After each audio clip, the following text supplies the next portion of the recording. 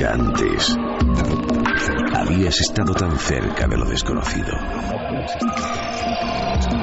Milenio 3. Cadena SER. 1:39, y es que es nuestro pequeño homenaje a la radio, la pequeña gran radio, la que se construye todos los días y todas las noches, y a veces, repito, por personas solas en edificios. De eso nos va a hablar, por ejemplo, nuestra compañera Clara Tahoces. Buenas noches. Muy buenas noches. Nos preparamos ya para tu documento del archivo lleno, repleto de historias. Yo creo que nos vamos a sobrecoger. También ocurrió en Madrid. Sí. Estamos hablando de Madrid. Por si faltaba algo, hay una noticia científica. Tiene que ver con un experimento que hicimos a través de la radio, precisamente. Es una noche muy de radio hoy. Más que en otras ocasiones, un experimento a través del micrófono. Se criticó mucho, lo nuestro era simplemente una prueba, pero el trasfondo era un experimento real intentando averiguar si tenemos capacidades ni más ni menos que de vislumbrar el futuro. La precognición en laboratorio. Bueno, pues esta noche, sorpresas. Lo que creían que era una locura, lo que fue tremendamente criticado, resulta que parece que ha sido de nuevo demostrado, casi probado. ¿Será posible? Sería una gran noticia. ¿Somos capaces de adivinar lo que aún está por ocurrir?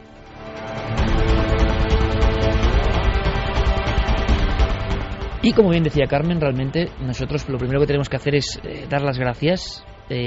Carmen y yo concretamente acabamos de emerger, llevamos 3 días debajo de la tierra, rodando esas queridas y maravillosas cuevas que sabéis que nos emocionan, en este caso en la cornisa cantábrica, unas cuevas llenas de secretos, de misterios, de magia, haciendo probaturas que os aseguro que darán mucho que hablar, por lo menos a los interesados en nuestros temas. He traído una historia del archivo de Clara Tahoces porque expresa perfectamente la sensación que pueden tener estas personas algunas noches y también el dilema, ¿no?, de cómo contarlo.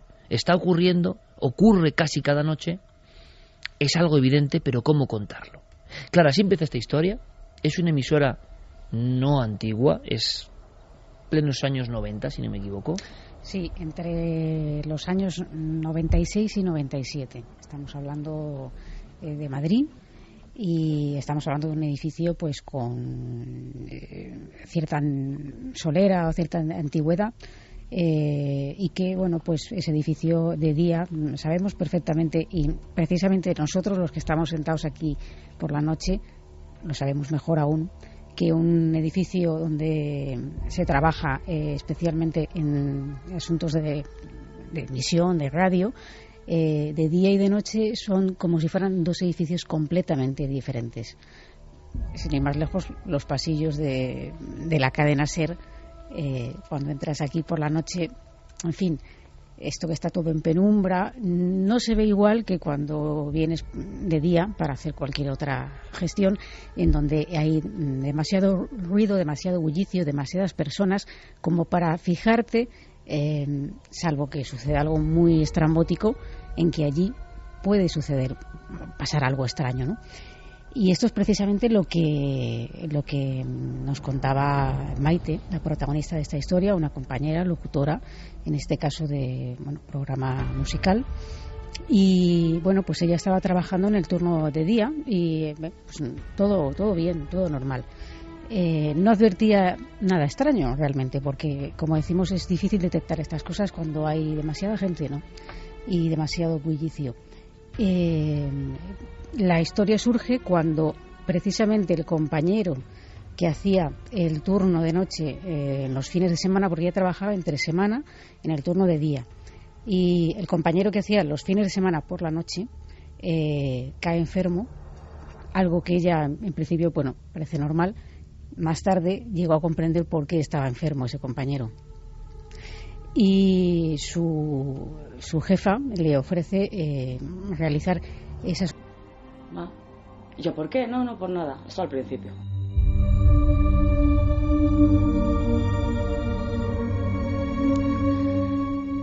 Lo cierto es que sí que le empezaron a pasar cosas, y esto es algo que ella al día de hoy todavía no se explica. ¿Por qué mantuvo ese silencio tan prolongado incluso cuando los compañeros le estaban preguntando, ¿no? Analizando un poco la historia con ella, me decía que la única explicación que se le ocurre es que tenía tanto miedo que no quería ni verbalizar algo porque pensaba que eso podía reproducirse o suceder con todavía más, ¿no? Y sobre todo porque ella tenía que seguir yendo ahí a trabajar por la noche y que, claro, nadie quiere, si tú tienes que hacer algo porque la tienes que hacer por narices, enfrentarse a que, bueno, pues estás en un sitio y a lo mejor te puedes marchar, pero es que estás trabajando. Esto ya es algo que son palabras mayores y encima en directo.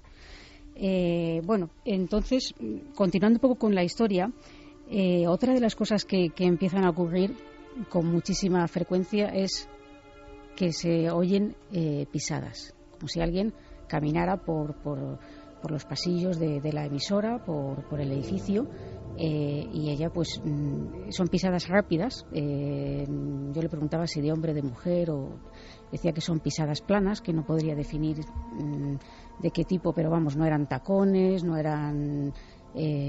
casi siempre eran pisadas como muy veloces, o bien que se acercaban o bien que se alejaban, ¿no? Y que ella llegaba incluso a abrir la puerta del estudio y mirar a ver, porque claro, ella sabía que estaba sola, que eso es lo peor, pero bueno, pues siempre te queda la duda y dices, bueno, ¿habrá entrado alguien? O no sé, quieres buscar. Además quiero resaltar que la forma de contar las cosas de Maite parece como un poco quitándole hierro al tema, pero es porque es una persona extremadamente racional y ha intentado buscar explicación a todo lo que le ha sucedido hasta que llega un momento en que ya no podía aguantar más, ¿no? ¿Ha logrado una explicación? No, bueno, ella intentaba justificar, por ejemplo, lo del ascensor, lo de las pisadas. Bueno, pues no, salía, miraba que no había nadie y, en fin, pues voy a callarme o voy a tragármelo porque estoy trabajando aquí y no quiero tener miedo.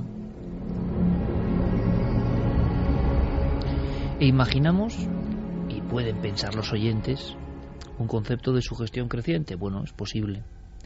Un concepto de amplificación de los sentidos para que nada se escape porque uno ya sabe que está yendo a un lugar que le empieza a dar sus códigos, donde uno puede sentir que no es bienvenido o que está entrando en contacto con algo que está ahí, que por el día era imposible de detectar. Pero lo cierto y verdad clara es que los fenómenos poco a poco van increciendo. En efecto, así sucede, ¿no?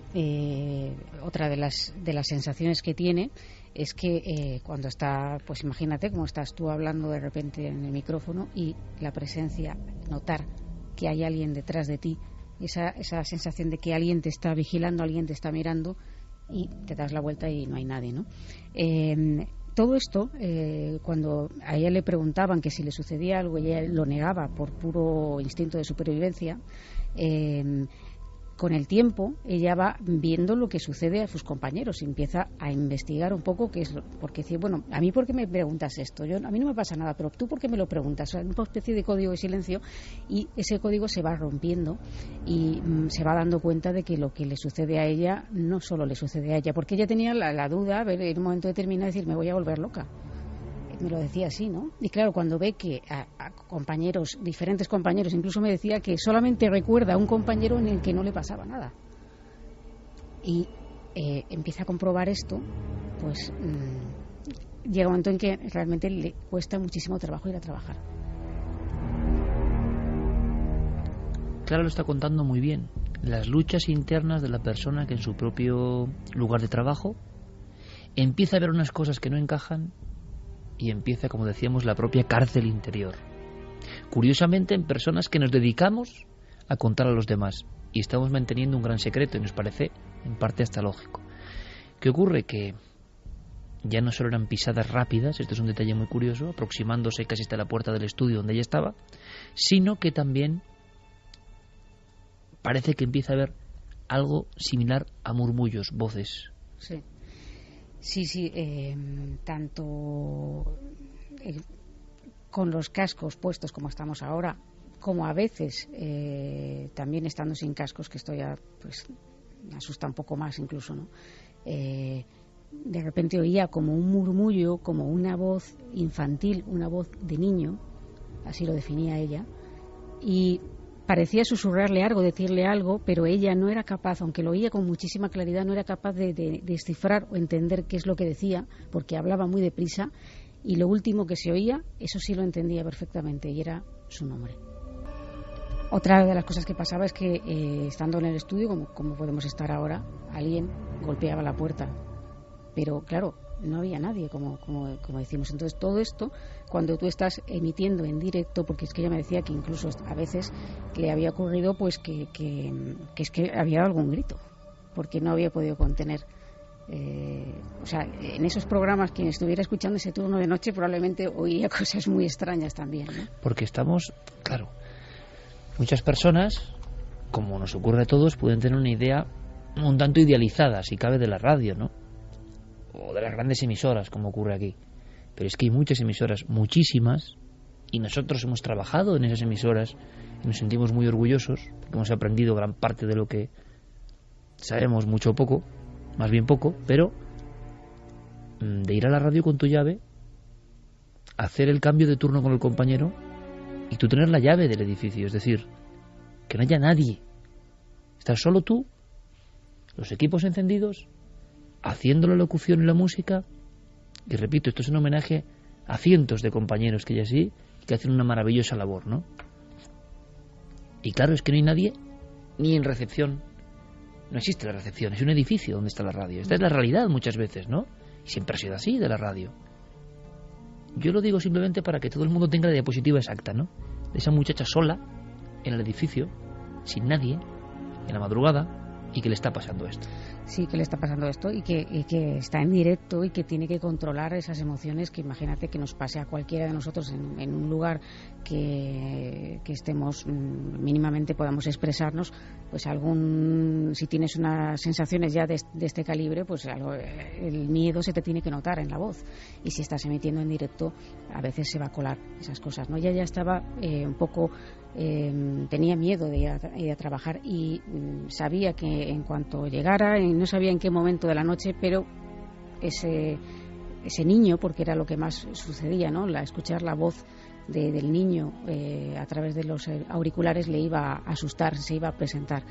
Y bueno, pues llegó un momento en el que hasta esa circunstancia realmente solo había escuchado, entre comillas, lo de solo, cosas, pero no había visto nada realmente, ¿no? O sea, que si las pisadas, que si el ascensor que subía y bajaba, que si golpes en la puerta, que si la voz del niño, pero no había visto nada hasta que una noche vio algo. Esta es mi cristalera, ¿vale? De la radio. Aquí estaba los micros para la gente cuando hacíamos programas, un pasillito con cristalera que te llevaba justo a la otra zona, que era otro estudio, ¿vale? Y yo estaba diciendo, pues no sé qué, déjame, porque no te puedo ayudar, tal y cual. Y de golpe y porrazo, claro, mirando al cristal, saltó un niño, o sea, haciendo ¡bu! Y entonces yo lo que vi son, pues eso, cabeza, hombritos y los bracitos así. ¡Bu! Sale corriendo. Y todo el camino, todo el pasillo, hasta el otro estudio. Y todo lo que se le veía era de aquí para arriba. Si ya estaba enferma oyendo cuando veo eso, horroroso. Susto de muerte. Un susto tremendo y... Vamos, yo creo que nos pegaríamos susto ahora mismo todos. Si vemos eso. Ve a un niño físicamente que al otro lado del cristal sí tiene ese ademán de querer asustar. Pero si no he entendido mal, Clara, cuando sale corriendo y oye las pisadas, solo ve la parte superior del niño, quizás. Sí, porque digamos que la cristalera lo que le permite ver es lo que sobresale ese niño. Ella se queda petrificada en su puesto, en su silla. Petrificada, vamos, pegó un grito por lo visto.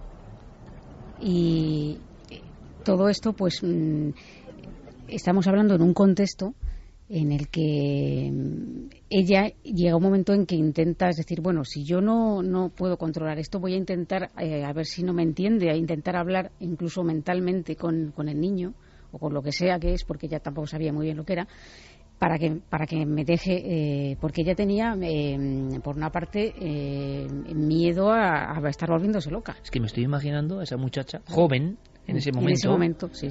Que te lo cuenta 17 años después y sigue sin haber encontrado una solución para lo que vivió personalmente durante muchas jornadas. Me la estoy imaginando, ¿sabes cómo, Clara? Cuando le dan la llave y tiene que entrar otra vez en el edificio. Una noche más, ¿no? Sí, y de hecho, pues como digo, ella paralelamente sigue descubriendo información sobre otros compañeros que a lo mejor no hablaban tampoco del tema, porque claro, el miedo que tenían todos en realidad era el decir que, oye, esto me está pasando, me van a tomar por una persona desequilibrada y me van a echar, que ese era realmente el miedo básico, aparte de lo que se estaba viviendo en sí, ¿no? Su propia jefa, cuando entraba en el despacho, en su despacho, veía siempre que, aunque fuera pleno invierno, tenía la ventana abierta y en el alféizar de la ventana había un vaso con agua. Y al principio ella no sabía esto por qué venía, ¿no?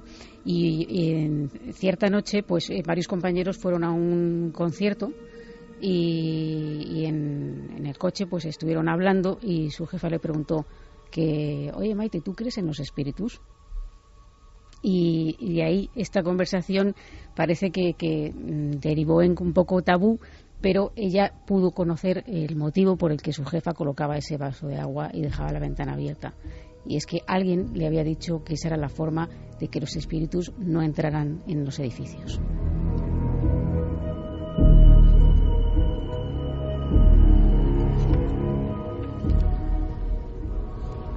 De hecho, otra compañera le contó que ella lo que escuchaba era la voz de una mujer, una mujer mayor, que decía un nombre, Herminia. Solo ese nombre. Solamente. Estamos hablando de fenómenos que en principio ni ella misma sabe por qué podían producirse. Claro, yo quise un poco indagar en la historia del edificio, pero la historia es confusa porque hay quien dice que se realizó una sesión de Ouija en uno de los programas como una especie de experimento, de juego.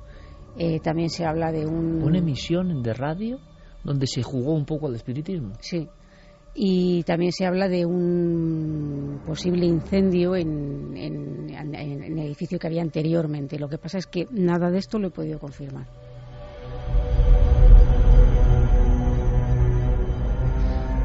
Luego, por supuesto, opinaremos y podremos escuchar los mensajes de nuestra audiencia. Es una noche de radio, de agradecimiento a la radio de toda la vida, a tantos compañeros que a veces, y no son los únicos, cada compañero que estamos aquí en la mesa, en penumbra, en el estudio 1, las 2 y 4 de la SER, como siempre, en esta nave de la ilusión, ¿no?, y del aprendizaje que es Milenio 3, cada uno de nosotros seríamos capaces de contar casos que nos han relatado en diferentes emisoras, estoy convencido. Pero claro, estamos empatizando con esa chica, está clarísimo, ¿no?, porque estamos viendo lo que estaba viviendo. La naturaleza de eso, pues quizá nunca la sepamos, pero yo no sé cómo se acaba desenvolviendo la madeja, ¿no? Creo que ella tiene hasta problemas familiares por el terror a ir a trabajar.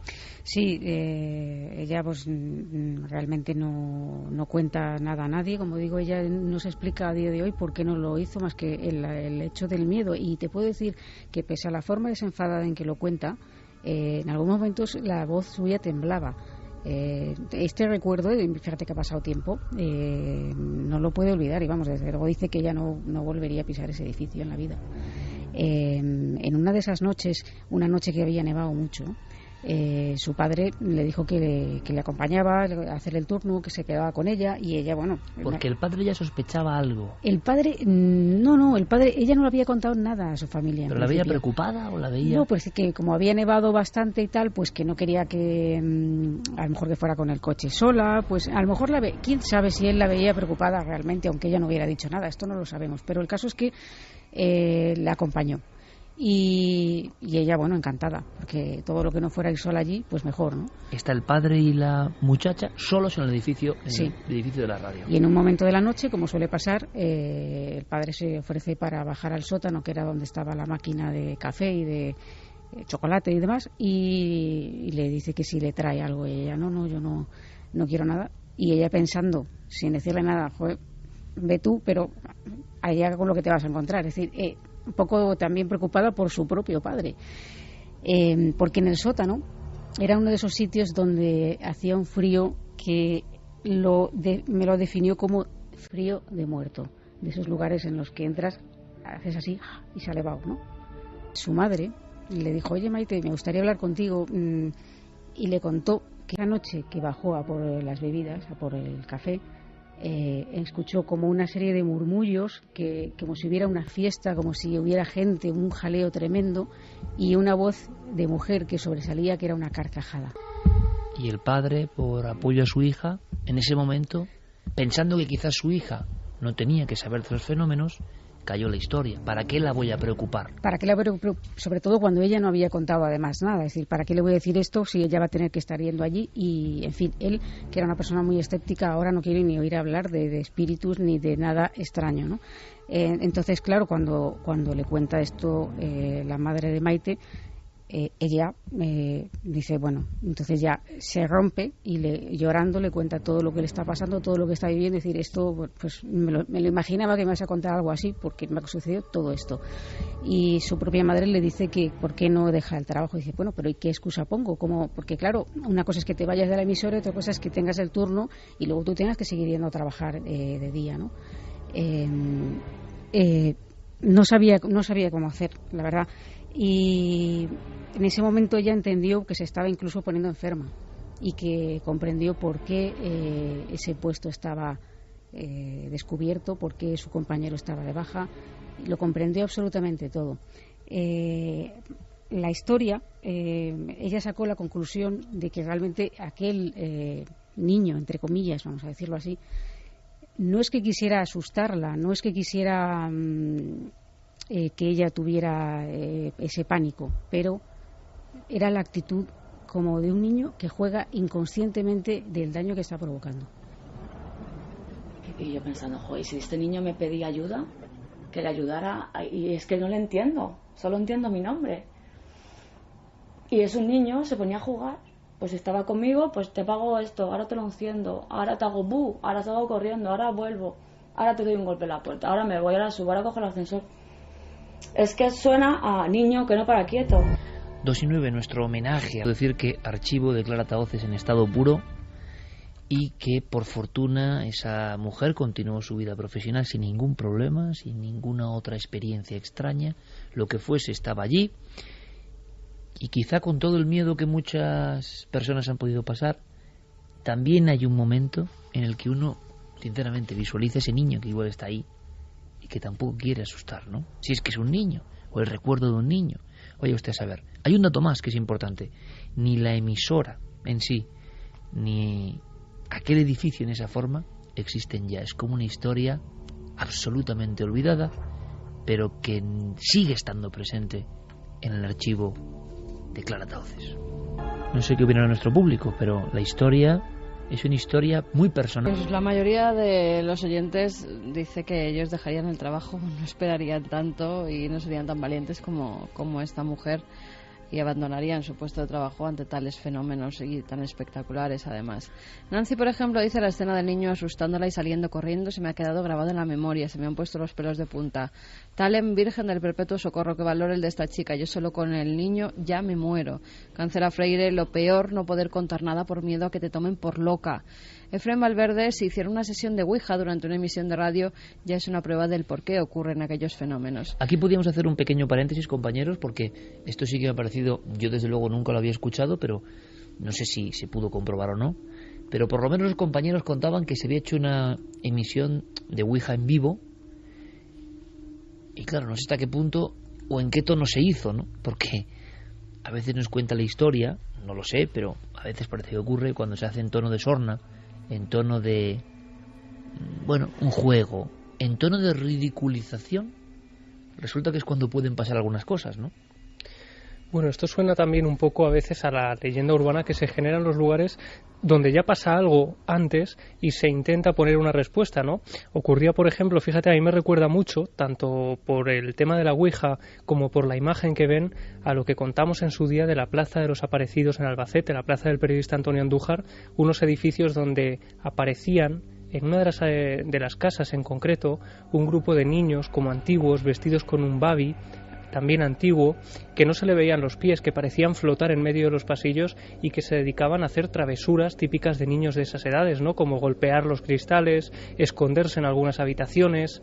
Y fíjate, a raíz de ahí surge la historia o la leyenda de que en ese portal en el portal de ese edificio se ha practicado una ouija y que puede ser la que ha hecho que estos fenómenos bullan con mayor intensidad. Sin embargo, los fenómenos se habían registrado desde mucho antes y posteriormente descubrimos que en el archivo histórico de Albacete ese edificio estaba enclavado en un antiguo hospital infantil que luego, bueno, pues habían enterrado a esos niños, habían aparecido durante unas obras huesos, tanto de niños como de monjes franciscanos que habían estado allí y que finalmente los vecinos relacionaron con estas apariciones. Pues Javier, este punto me parece interesantísimo. ¿Y por qué?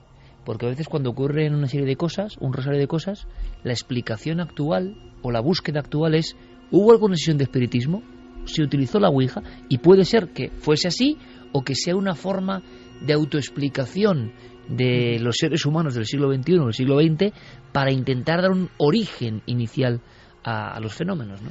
En cualquier caso, sea o no sea así, la mera idea de una sesión de ouija en vivo en una emisora de radio me parece de las peores ideas que he oído en muchísimo tiempo. Si ya se le atribuye a una sesión de este tipo, en la que apenas participa un puñado de personas, un puñado de amigos o de aficionados o de investigadores en el mejor de los casos, que se enfrentan a ello con ánimo crítico, y ya se le atribuye al menos un gran poder de sugestión, y a veces y tenemos sobrados elementos para suponerlo, otro tipo de poderes mucho más inquietantes. Imagínate, aun tratándose, pongamos, de una emisora pequeña, aunque solamente hubiera 1000 oyentes, imagínate 1000 personas, 1000 voluntades, 1000 espíritus centrados en una sesión de espiritismo, en una sesión de ouija. ¿Qué energías que desconocemos, que puede remover por acumulación ese gran número de personas pendientes de eso, en proporción a lo que sería una sesión privada, una sesión pequeña en la que participan 4, 5, 6 personas? Es decir, ignoro si tiene algo que ver, si es leyenda urbana o no, pero desde luego, nada más escuchar la idea me ha parecido algo aberrante. Es que lo de la ouija es un poco extraño, y más nosotros conocemos la emisora en la que ocurre esto, y es una emisora donde programas de hacer una ouija, programas de misterios serios, que yo sepa no se hacían, con lo cual me lleva a pensar que el tono en el que realizaron esa sesión era un tanto jocoso. Que a la vez hubiera algo en ese edificio, que hubiera un hecho luctuoso que a raíz de esa sesión pudiera desencadenar el suceso, como suele ocurrir en otras ocasiones, pues podía ser. ¿Y por qué un niño pequeño? Lo que habría que averiguar es qué pintaba ese niño allí, ¿no? Cuál era la historia del lugar, del edificio e incluso de esa ouija que no sabemos que salió en ella. Poco tiempo después, muy poco tiempo después, yo creo que esa emisora dejó de funcionar y ese edificio pasó a otros menesteres, se reformó. En definitiva, es como una historia que se encapsuló en sí misma, ¿no? Luego seguiremos porque hay muchos mensajes, pero incluso nos preguntan si aquí en la SER hay algún fenómeno extraño. Debe ser un edificio antiguo en Gran Vía, nos lo preguntaba Alex Isov. Se ha hecho un silencio y Fermín Agustín ha mirado con una cara. Bueno, pues evidentemente hay muchas personas que han contado cosas en este mismo edificio donde nosotros estamos. En esta misma planta donde nosotros estamos. E incluso mucho antes de Milenio 3. Este es un edificio con muchísima historia. ¿Cuántas vidas? ¿Cuántas vivencias? Uh-huh. Sí, sí. Lo que yo no sé si es políticamente correcto contarlo. Yo iba a contar alguna cosa, pero sin decir que era de este edificio, porque podemos incluso influir a algunos amigos que sabemos que son bastante impresionables. Quizá en otra ocasión, o si quiere la audiencia lo contaremos en alguna ocasión, pero si es verdad, y oye, somos investigadores y nos gusta esto, ha habido algunas personas que trabajaban en el servicio de limpieza que habían denunciado la visión de una figura en cierta parte de esta misma planta. Conocemos a compañeros que se han llevado un enorme susto porque han visto algo parecido, precisamente en la otra esquina de esta misma planta. Es decir, ¿es sugestión? Bueno, son historias de antes ruidos de nuestra llegada y de después. Unos ruidos como que mecánicos. Sí. Antes de la visión, como un ruido de hierro o de muleta. Pero yo no iría mucho más allá. Lo dejamos así. Es una historia que se cuenta y uno piensa, ¿nosotros la hemos vivido? No. Sinceramente, nosotros no la hemos vivido. pero hay compañeros en la noche que lo han vivido, personas que están aquí que lo han vivido. Bueno, lo que sí es verdad, y es muy hábil nuestro oyente, como no, es que este es un edificio con mucha historia, con mucho trajín, aunque aquí nadie está solo. Bueno, Noel no lo sé si se queda casi solo, pero no bueno, lo aguanta, peor lo lleva Yeray. Sí, peor lo lleva Yeray.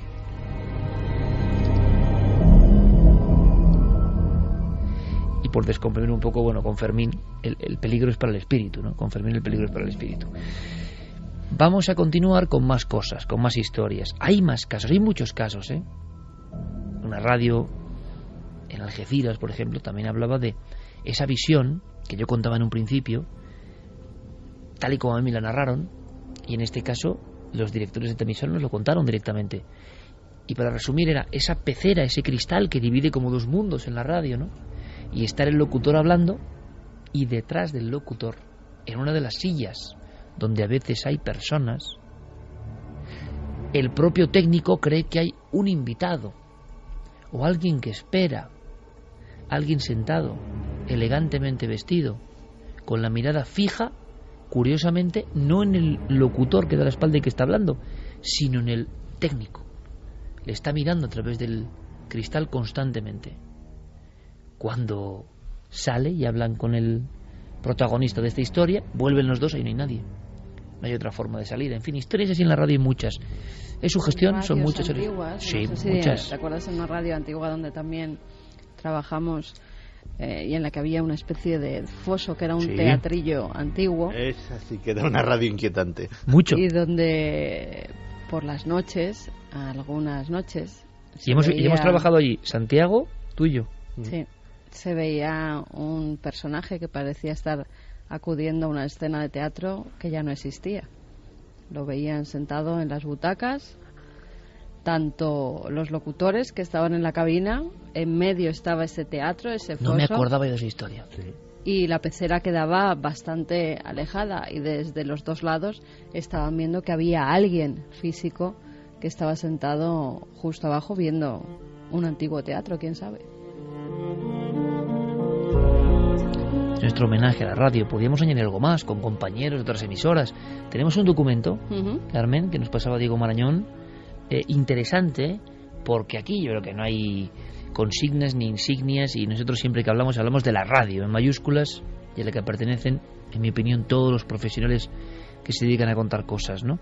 Y en otra emisora compañera pues también ocurrieron cosas. En este caso era ya la rueda rato de emisoras, ya antigua, ¿no? En aquel tiempo. Exactamente, la Radio Rato. Pepe Fernández era el exdirector regional de Radio Rato en Sevilla y contaba una historia cuando se cumplían los 20 años, el 20 aniversario de un supuesto fantasma que, como en el caso que contaba Clara, había un lugar especial donde el frío era intenso, de nuevo era un frío de muerto. La cadena Rato estaba ubicada en la calle Miguel de Mañara, justo frente al Archivo de Indias y por detrás, digamos, de la Cámara de Comercio. Un edificio muy alto, muy estrecho, y cuando yo llego me cuentan que allí existe un espíritu, que es el fantasma al que todo el mundo le llamaba Miguel. Y yo pregunto, ¿pero por qué se llama Miguel?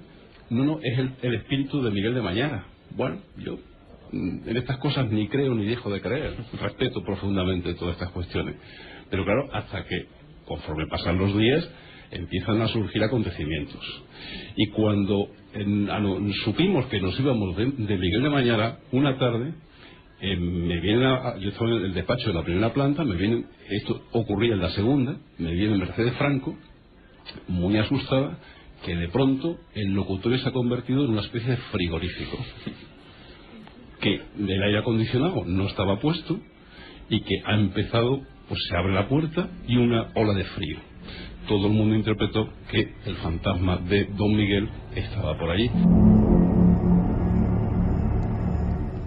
Lo interpretaron hasta tal punto que incluso varios parapsicólogos de la época intentaron acudir a ese estudio de radio a realizar diversas pruebas, pero este director pensó que no era bueno, no era una buena imagen para la emisora y no dejó actuar pues a esta gente. De nuevo, en diferentes épocas, el miedo en casa del herrero, cuchillo de palo. Se dedican a contar cosas, nos dedicamos a contar cosas, pero con lo nuestro puertas adentro tenemos especial precaución, ¿no? Sí, además, el supuesto fantasma, Miquel de Mañara, era un personaje ilustre de la Sevilla del siglo XVII, muy conocido en aquella época y que tuvo una historia, una leyenda, que la verdad es que es fabulosa. Cuenta la historia que perdió a su mujer y entró en una depresión grandísima, no había tenido hijos con ella y se dio a los placeres en una noche en la que salía de uno de esos tugurios de la antigua Sevilla, donde además en ese siglo XVII había muchas hambrunas y muchas enfermedades que acababan con la gente, incluso morían por las calles, y este hombre no le daba la menor importancia. Él era rico, él no tenía ningún problema y lo que hacía era salir de noche y dedicarse a ir con mujeres. En una de esas noches, en la calle del Ataúd, vio pasar un cortejo fúnebre. Iba acompañado de una especie de lacayo que tenía y se quedaron los dos parados para que ese cortejo pasara por delante. Cuando estaba justo delante de su rostro, se asomó para ver quién era el difunto y se quedó helado porque vio que el difunto era él.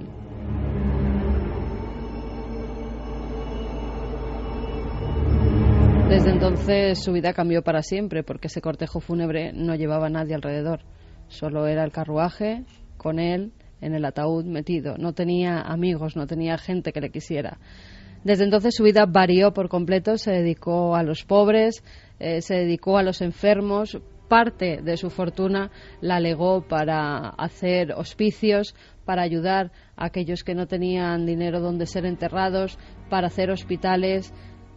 Hizo mucho por Sevilla hasta tal punto que tiene pues varias calles dedicadas a él y también varios monumentos. Incluso se le supone un milagro y está en proceso de beatificación, lleva muchos años en proceso de beatificación, porque aparte de extrañas curaciones que creen que es por su figura, que se aparece en distintos lugares de Sevilla, pues también hay 8 rosales que aseguran que plantó él y que todavía siguen dando flores, rosas cada temporada.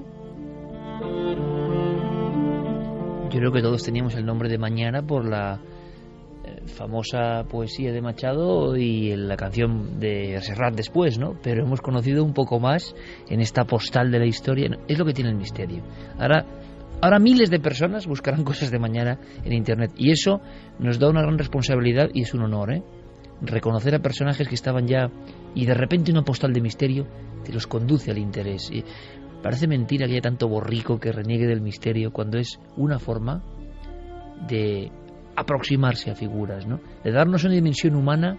Seguramente para él esta aparición fue mucho más importante que muchas otras cosas que se cuentan de él en su vida, ¿no? O se recuerdan. Y resulta que el cortejo con él mismo solitario por la calle del Ataúd fue mucho más importante. Pues sí, la verdad es que el misterio sirve para eso y sirve también para incitar la curiosidad y sirve también para dar que pensar. Fíjate que estaba escuchando todas las historias que estamos hablando de emisoras de radio, de compañeros que les han pasado cosas raras, y uno que es así le da por teorizar. ¿Tú sabes lo que tienen en común todas las emisoras de radio del mundo? Una antena. Sobre nuestras cabezas hay una antena enorme que emite ondas electromagnéticas con montones de vatios de potencia. ¿Te imaginas que algo pudiera utilizar parte de esa energía para manifestarse? Es una teoría, como hacer cualquiera. Es una teoría ilógica, seguramente errada, fuera de cualquier raciocinio, pero a mí me ha encantado. Espero que la audiencia también, ¿no? Aquí estamos también a veces para reconfortarnos en la propia radio, porque ya lo escuchamos y pasamos enseguida a otro tema.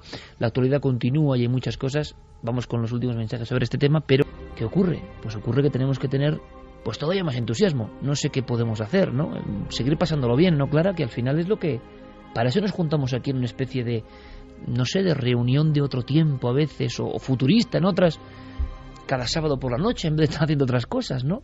Llevamos media vida reuniéndonos en esta mesa y yo creo que por algo será, porque nos gusta lo que hacemos. Claro, y yo creo que todo eso se transmite de alguna forma, es decir, no creo que ninguno, vamos, estoy totalmente segura de ello, ¿no? Que ninguno de los que está sentado aquí o allí está por obligación, ni está haciendo un tema que no le interese. Es decir, se pueden hacer... Eso empieza a ser una rareza. Claro, es que se pueden hacer programas de muchas cosas y tú sabes que un buen periodista lo mismo puede hablar de deportes que puede hablar de política o de lo que sea. Pero, ojo, no todo el mundo puede hablar, no digo de misterio, sino de con la pasión y con que nosotros estamos aquí, pero estamos en otros sitios a lo largo de la semana y estamos buscando cosas desde hace años porque nos interesa. Es decir, es un tema que y esto es lo que yo creo que los oyentes perciben y a su vez ellos también tienen esa inquietud. Y pues, buena prueba de ello es que están ahí detrás. Y como eres nuestra última incorporación, yo quiero agradecértelo especialmente, Clara. Yo estoy encantadísima, si no hago más que decirlo. Yo aquí he venido a aprender. Javi, ya lleva mucho tiempo. Enhorabuena, compañero. Enhorabuena a vosotros también. Hablabas de que efectivamente lo importante no son los números, sino otra cosa, el espíritu, lo que mueve también el programa y la gente, lo dispuesta que está a pues dejar de lado toda la angustia, las malas noticias con las que nos bombardean semanalmente y ser esto pues un balón de oxígeno para mucha gente, ¿no? Y darse cuenta, Iker, de que de repente estamos favoreciendo que la gente retome el interés por los libros, por la historia, por cosas que parecían ya olvidadas con la tecnología y que sin embargo nos damos cuenta de que cuando por ejemplo se habla de un libro en el programa se convierte en uno de los más buscados en las librerías de viejo, o que lugares determinados que conectamos con ellos o que contamos su historia pues de repente se convierten en los más visitados, ¿no? Y la gente tiene ese interés de ir un paso más allá y hacer también de investigadores. Yo creo que eso es lo bonito, que no es una audiencia cualquiera, que es una audiencia que se emociona, que se motiva y que en el fondo pues es un poco la esperanza también ahora mismo en este panorama tan tremendo, ¿no? A todos los compañeros, a Noel, a Guillermo, a Diego, a Geray, a todos los compañeros de producción, a Fermín, por supuesto a todos, porque todos somos una auténtica familia. Y lo que ha dicho Javi es muy importante, es que estamos también dando las gracias porque sabemos cómo sois y además tenéis muchas herramientas para demostrar cómo sois. Y la fidelidad y el afecto, oye, estando de acuerdo y estando en desacuerdo, cuidado, y criticando y aprobando, y gustándote más un programa, gustándote menos otros, y eso es lo de menos. Lo importante es que entre todos, y este es mi mensaje, hemos construido algo a lo que igual daremos valor dentro de un tiempo, cuando ya seamos mucho más mayores y esto quizá ya no exista, ¿no? Y entonces cobre ese valor que el día a día te impide ser consciente. Yo todavía, Carmen, yo no soy consciente de lo que hacemos muy bien, ni en la tele ni en la radio. Me sorprende mucho. Ahora mismo hemos estado en Cantabria y en cualquier pequeño pueblo, porque tengo que decirlo, íbamos con nuestro querido amigo maestro Enrique de Vicente, con el doctor Gaona, y la gente les abrazaba en los pueblos. Yo preguntando por un camino y tú decías, hombre, esto bueno, ha habido una es visión muy bonito, que hay que ¿no? contar en este viaje, porque nos perdimos por un pueblo de Cantabria y entonces Enrique, que es muy dispuesto, bajándose en marcha, muy bien su plan. Gaona y yo con los GPS intentando poner la dirección exacta, y él en pleno coche en marcha se baja, ahí hay una casa, me voy yo a preguntar. Ya le vemos que va disparado, digo, le va a atacar un perro, ya verás. Y cuando vemos que sale pues un chico de esa casa como diciendo, un intruso se ha metido en casa mi vivienda. Casa aislada totalmente, en casa mitad aislada, del bosque. Sí, pues, y un intruso que va y se mete casi en su vivienda. Y de repente vemos como hay unas primeras palabras y al segundo están abrazándose con Enrique, y Enrique señalando a nuestro coche y diciendo, no, es que están allí, está ahí Iker y Carmen y Gaona, que están allí todos. Y venirse el chico a indicarnos perfectamente dónde era y aparte hacernos una foto. Ese cariño de la gente y el susto que se tuvo que llevar el pobre, porque encontrarte de repente a Enrique de Vicente en tu casa sin tú esperarlo. Estás en tu jardín con un seto y el otro lado está Enrique de Vicente, hola. En fin, yo creo que también son bonitos los momentos de vivirlo claro juntos, sí. ¿No? Carmen, enhorabuena, ¿eh? Muchísimas gracias. A lo mejor tenemos un premio para los oyentes y dentro de poco salimos a celebrarlo todos juntos. ¿Qué me dices? Me estás diciendo que, Fermín, me decías que era el 31, seguro. 30-31, no tengo muy claro, de mayo.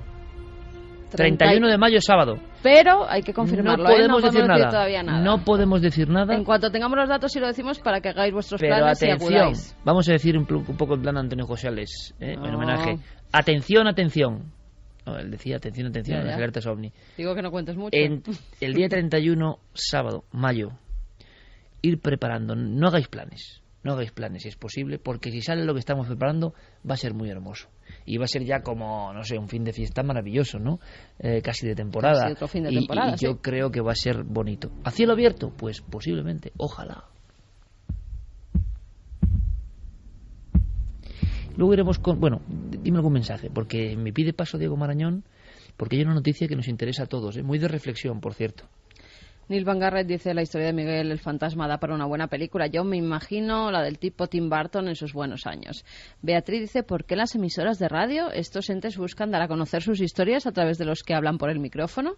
Especial K dice: lo que no puedo entender es que la visión sea tan física que se confunda con una persona. Rosa Alamo: está claro que hay otro mundo invisible en el nuestro. Lo conspiranoia, no sé si será así, pero siempre asocio las presencias infantiles con algo maligno.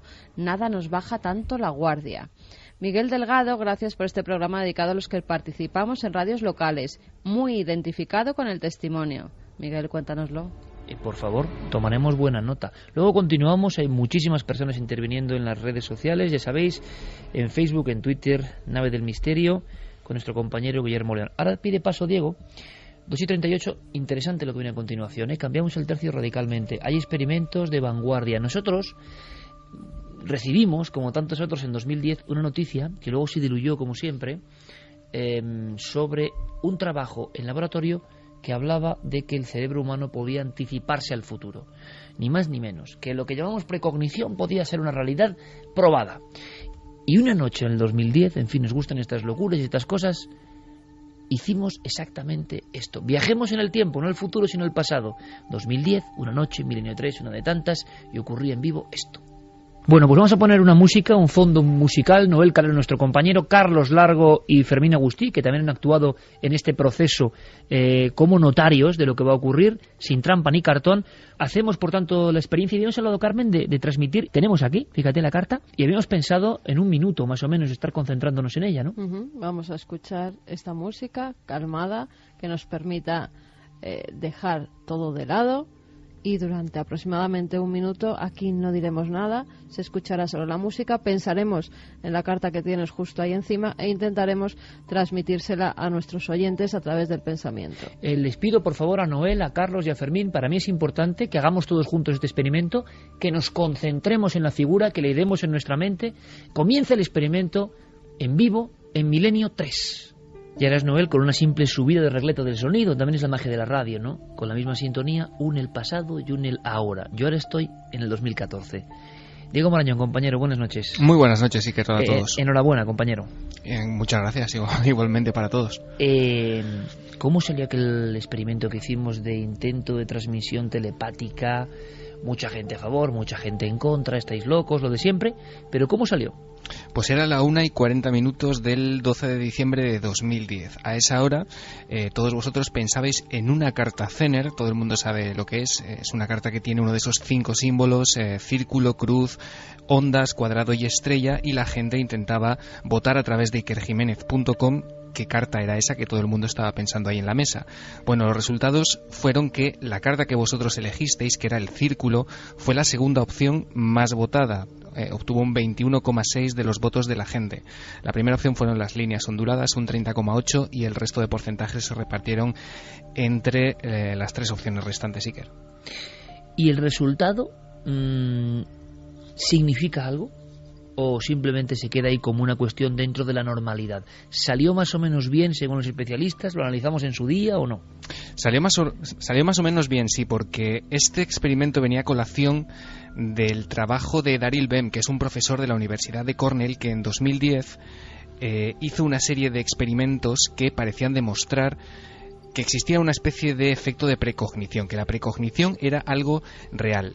Y quiero decir, todo el mundo, todo el ámbito científico hace 4 años se le echó encima a Iker. Lo más suave que le dijeron fue que estaba absolutamente loco y que su trabajo... ¿Eso lo más suave? Sí, que su trabajo era una vergüenza para el campo, estoy leyendo literalmente, para el campo de la psicología. O sea, él era una autoridad en la materia y era un tipo importante en una de las universidades más a la vanguardia del mundo. Pero cuando se decide hacer esto ya es un loco. Al día siguiente. Está bien. Efectivamente, sí. Además, no solamente fue atacado, fue atacado por sus colegas científicos, pero además se emprendió una especie de campaña en los medios de comunicación que, aparte de pues dar voz a toda esta gente que le atacaba, silenció por completo el experimento, y no ha sido hasta ahora, 4 años después, cuando el trabajo de Daryl Bem ha vuelto a salir a la palestra.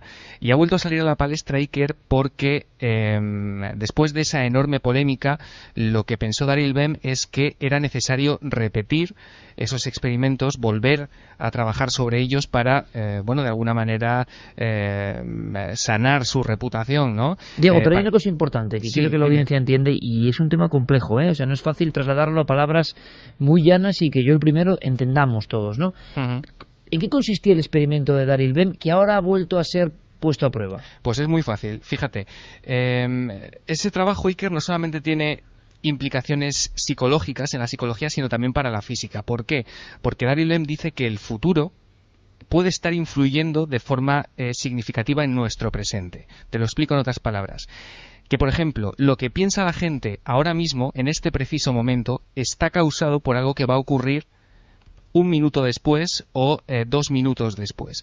Es decir, que la flecha del tiempo, Iker, como nos contaba hace 4 años nuestro compañero y nuestro amigo Manuel Martín Loeches, no se dirige solamente en una sola dirección, la de siempre, la que todos conocemos, del presente al futuro, sino que también puede ir hacia atrás, del futuro hacia el presente. Y eso, Iker, es lo que ha vuelto a demostrar 4 años después Daryl Bem, repitiendo sus experimentos. Ha hecho 90 nuevos experimentos. Le criticaron su experimento de precognición. Atento, por favor, todo el mundo, a lo que está diciendo Diego Marañón. Hablamos de un trabajo científico. El futuro puede estar influyendo ya en lo que yo ahora mismo estoy diciendo. Uh-huh. Es tremenda la implicación que tiene todo esto. Pero claro, le criticaron el experimento y lo ha repetido o lo ha probado 90 veces más. Exactamente, 90 veces más en 14 países diferentes, Iker, y con un grupo de 100 estudiantes universitarios. Ellos han hecho experimentos de todo tipo, algunos de los cuales pues se trata simplemente de, por ejemplo, se les presentaban un grupo de 48 palabras. Ellos tenían que memorizar, por ejemplo, la mitad o yo qué sé, o un porcentaje de esas palabras, escribirlas, y luego un ordenador seleccionaba de esas 48 palabras un número al azar. Y lo que ha descubierto es que ese número al azar de palabras que el ordenador seleccionaba coincidían, existía un patrón de similitud con los que este grupo de 100 estudiantes habían seleccionado previamente. O sea, la máquina elegía, digámoslo así, un número, completamente al azar. El 3 al azar, y salía el 3. Y resulta que en ese experimento, para hacerlo muy sencillo, el 3 era el número que ya había salido antes muchas más veces que la otra vez. Es decir, desde algún lugar todavía no hecho realidad, el 3 se estaba poniendo en contacto con esas mentes, ¿no? Efectivamente, así hasta un 60%, fíjate el dato, hasta un 60% de esos 100 estudiantes mostraban pues un patrón significativamente similar entre lo que ellos escribían al azar en ese papel, o al azar no, perdón, entre lo que ellos escribían de memoria al haber visto esa lista de 48 palabras y lo que luego, unos minutos después, el ordenador seleccionaba de manera aleatoria. Vamos a escucharle, ¿te parece? Me parece muy bien. El artículo contiene 9 experimentos distintos. En realidad la mitad son réplicas de los otros, porque no quería publicar nada que solo hubiese hecho una vez. Quería estar seguro de que al menos podría reproducirlos de nuevo si fuese necesario. Como se ve en el título del artículo, lo llamo causación retroactiva o influencia retroactiva. La gente puede estar más familiarizada con este fenómeno bajo el nombre de precognición, es decir, la habilidad de responder a un evento futuro que no puede ser anticipado por ningún proceso inferencial normal que conozcamos. Quería dirigirme a mis compañeros, mis colegas académicos, en especial los psicólogos sociales y cognitivos, así que lo que hice fue recurrir a la teoría de la psicología social y dije, me gustaría tomar varios fenómenos muy familiares en los que los psicólogos sociales ya creen y demostrar que puedo darles la vuelta. Es decir, en vez de presentar un estímulo y luego medir la respuesta, voy a invertir los tiempos midiendo la respuesta antes de proporcionar el estímulo. 2 y 46 minutos. Pues esto que se está diciendo ahora y que no es muy sencillo de entender, a mí me parece de lo más importante que yo he escuchado en muchos años. Es decir, que algo que no ha pasado está influyendo en alguna parte de nuestro presente. Fíjate, algo que todavía está más allá, está condicionando nuestra mente o nuestro acierto o nuestro azar, y después lo resolveremos y se comprobará que es así después. Sí, te quería decir, Iker, que fíjate que hace 4 años Manuel Martín Loeches dio en este programa un titular que la verdad es que fue pues bastante profético y que se ha demostrado, por suerte, 4 años después, a pesar de todos los ataques a Daryl Bem, que no se equivocaba. Manuel Martín Loeches dijo aquí, después de escuchar y después de analizar los resultados de aquel primer experimento, de aquel experimento original, que iba a suponer una revolución dentro de la psicología. ¿Qué ha pasado con estas nuevas pruebas, 90? ¿La reacción virulenta ha sido idéntica o qué está ocurriendo? ¿Es demasiado pronto? Es demasiado pronto porque este experimento se han dado a conocer los resultados, pero aún sigue, digamos, en proceso de revisión. Tardaremos todavía unos días o unas semanas en tener esos resultados confirmados al 100%. Digamos que los han adelantado para que se conozcan a nivel público. Lo que ha dicho Daryl Bem, Miquel, es que su experiencia trabajando con parapsicólogos es en realidad bastante mejor. Se ha dado cuenta de que los parapsicólogos en determinadas circunstancias trabajan bastante mejor que muchos profesionales de la psicología en este sentido, porque dice que se plantean cosas que los psicólogos rara vez piensan, ¿no? O se paran a pensar en ellos. Y incluso dice que las revistas que publican artículos que tienen que ver con parapsicología son de las pocas que están realmente abiertas y dispuestas a publicar tanto los resultados positivos como los negativos, que él se ha dado cuenta trabajando ahora en este digamos, reanálisis de su teoría, que las revistas que publican este tipo de cosas pues son más abiertas y están más dispuestas a publicar todo tipo de resultados. Diego Nañón, compañero, muchísimas gracias. Un placer. Pues mucho ojo, amigos, porque la precognición, es decir, una persona ve algo, una persona sueña con un accidente de un avión concreto, y luego se despierta y ha ocurrido. Es el mismo proceso que estamos contando ahora mismo, es decir, adelantarse o que un acontecimiento X, en este caso, claro, llevado a un laboratorio, ¿no? Unos números, unas letras, pero un acontecimiento X, algo sabe, o la realidad sabe que eso va a ocurrir, o eso desde algún punto del tiempo y del espacio está influyendo ya en algunas personas o en nuestro presente. Yo creo que se abre un abanico de posibilidades increíble. Ahora, este hombre, este científico, tiene rojo, porque cualquiera, yo creo que se va del experimento después de un ataque social, ¿no?, de la propia ciencia o de los propios compañeros, que a veces es lo más terrible, sobre todo hoy en día cómo se influencia a las personas, ¿no?, y cómo se influye amedrentando de muchas formas, ¿no? Y este hombre, sin embargo, lo que hace es 4 años de trabajo, 90 nuevas pruebas, 14 países diferentes, y decía una frase, atención, que os la voy a leer para que me comentéis algo, porque yo creo que es alucinante. Luego iremos con la película maldita de Javier, luego iremos con la sorpresa de Santi, luego iremos a Bolivia y un montón de cosas, pero de verdad que esto es tremendo, porque podemos contar cosas que sobrecogen, como le ha contado con altavoces y otras muchas, pero es que esto, que es científico, es como estar tocando en la puerta de un mundo nuevo. Y dice otro investigador que se ha quedado impresionado, otro científico, con estos experimentos de números al azar, o de frases al azar en concreto, dice: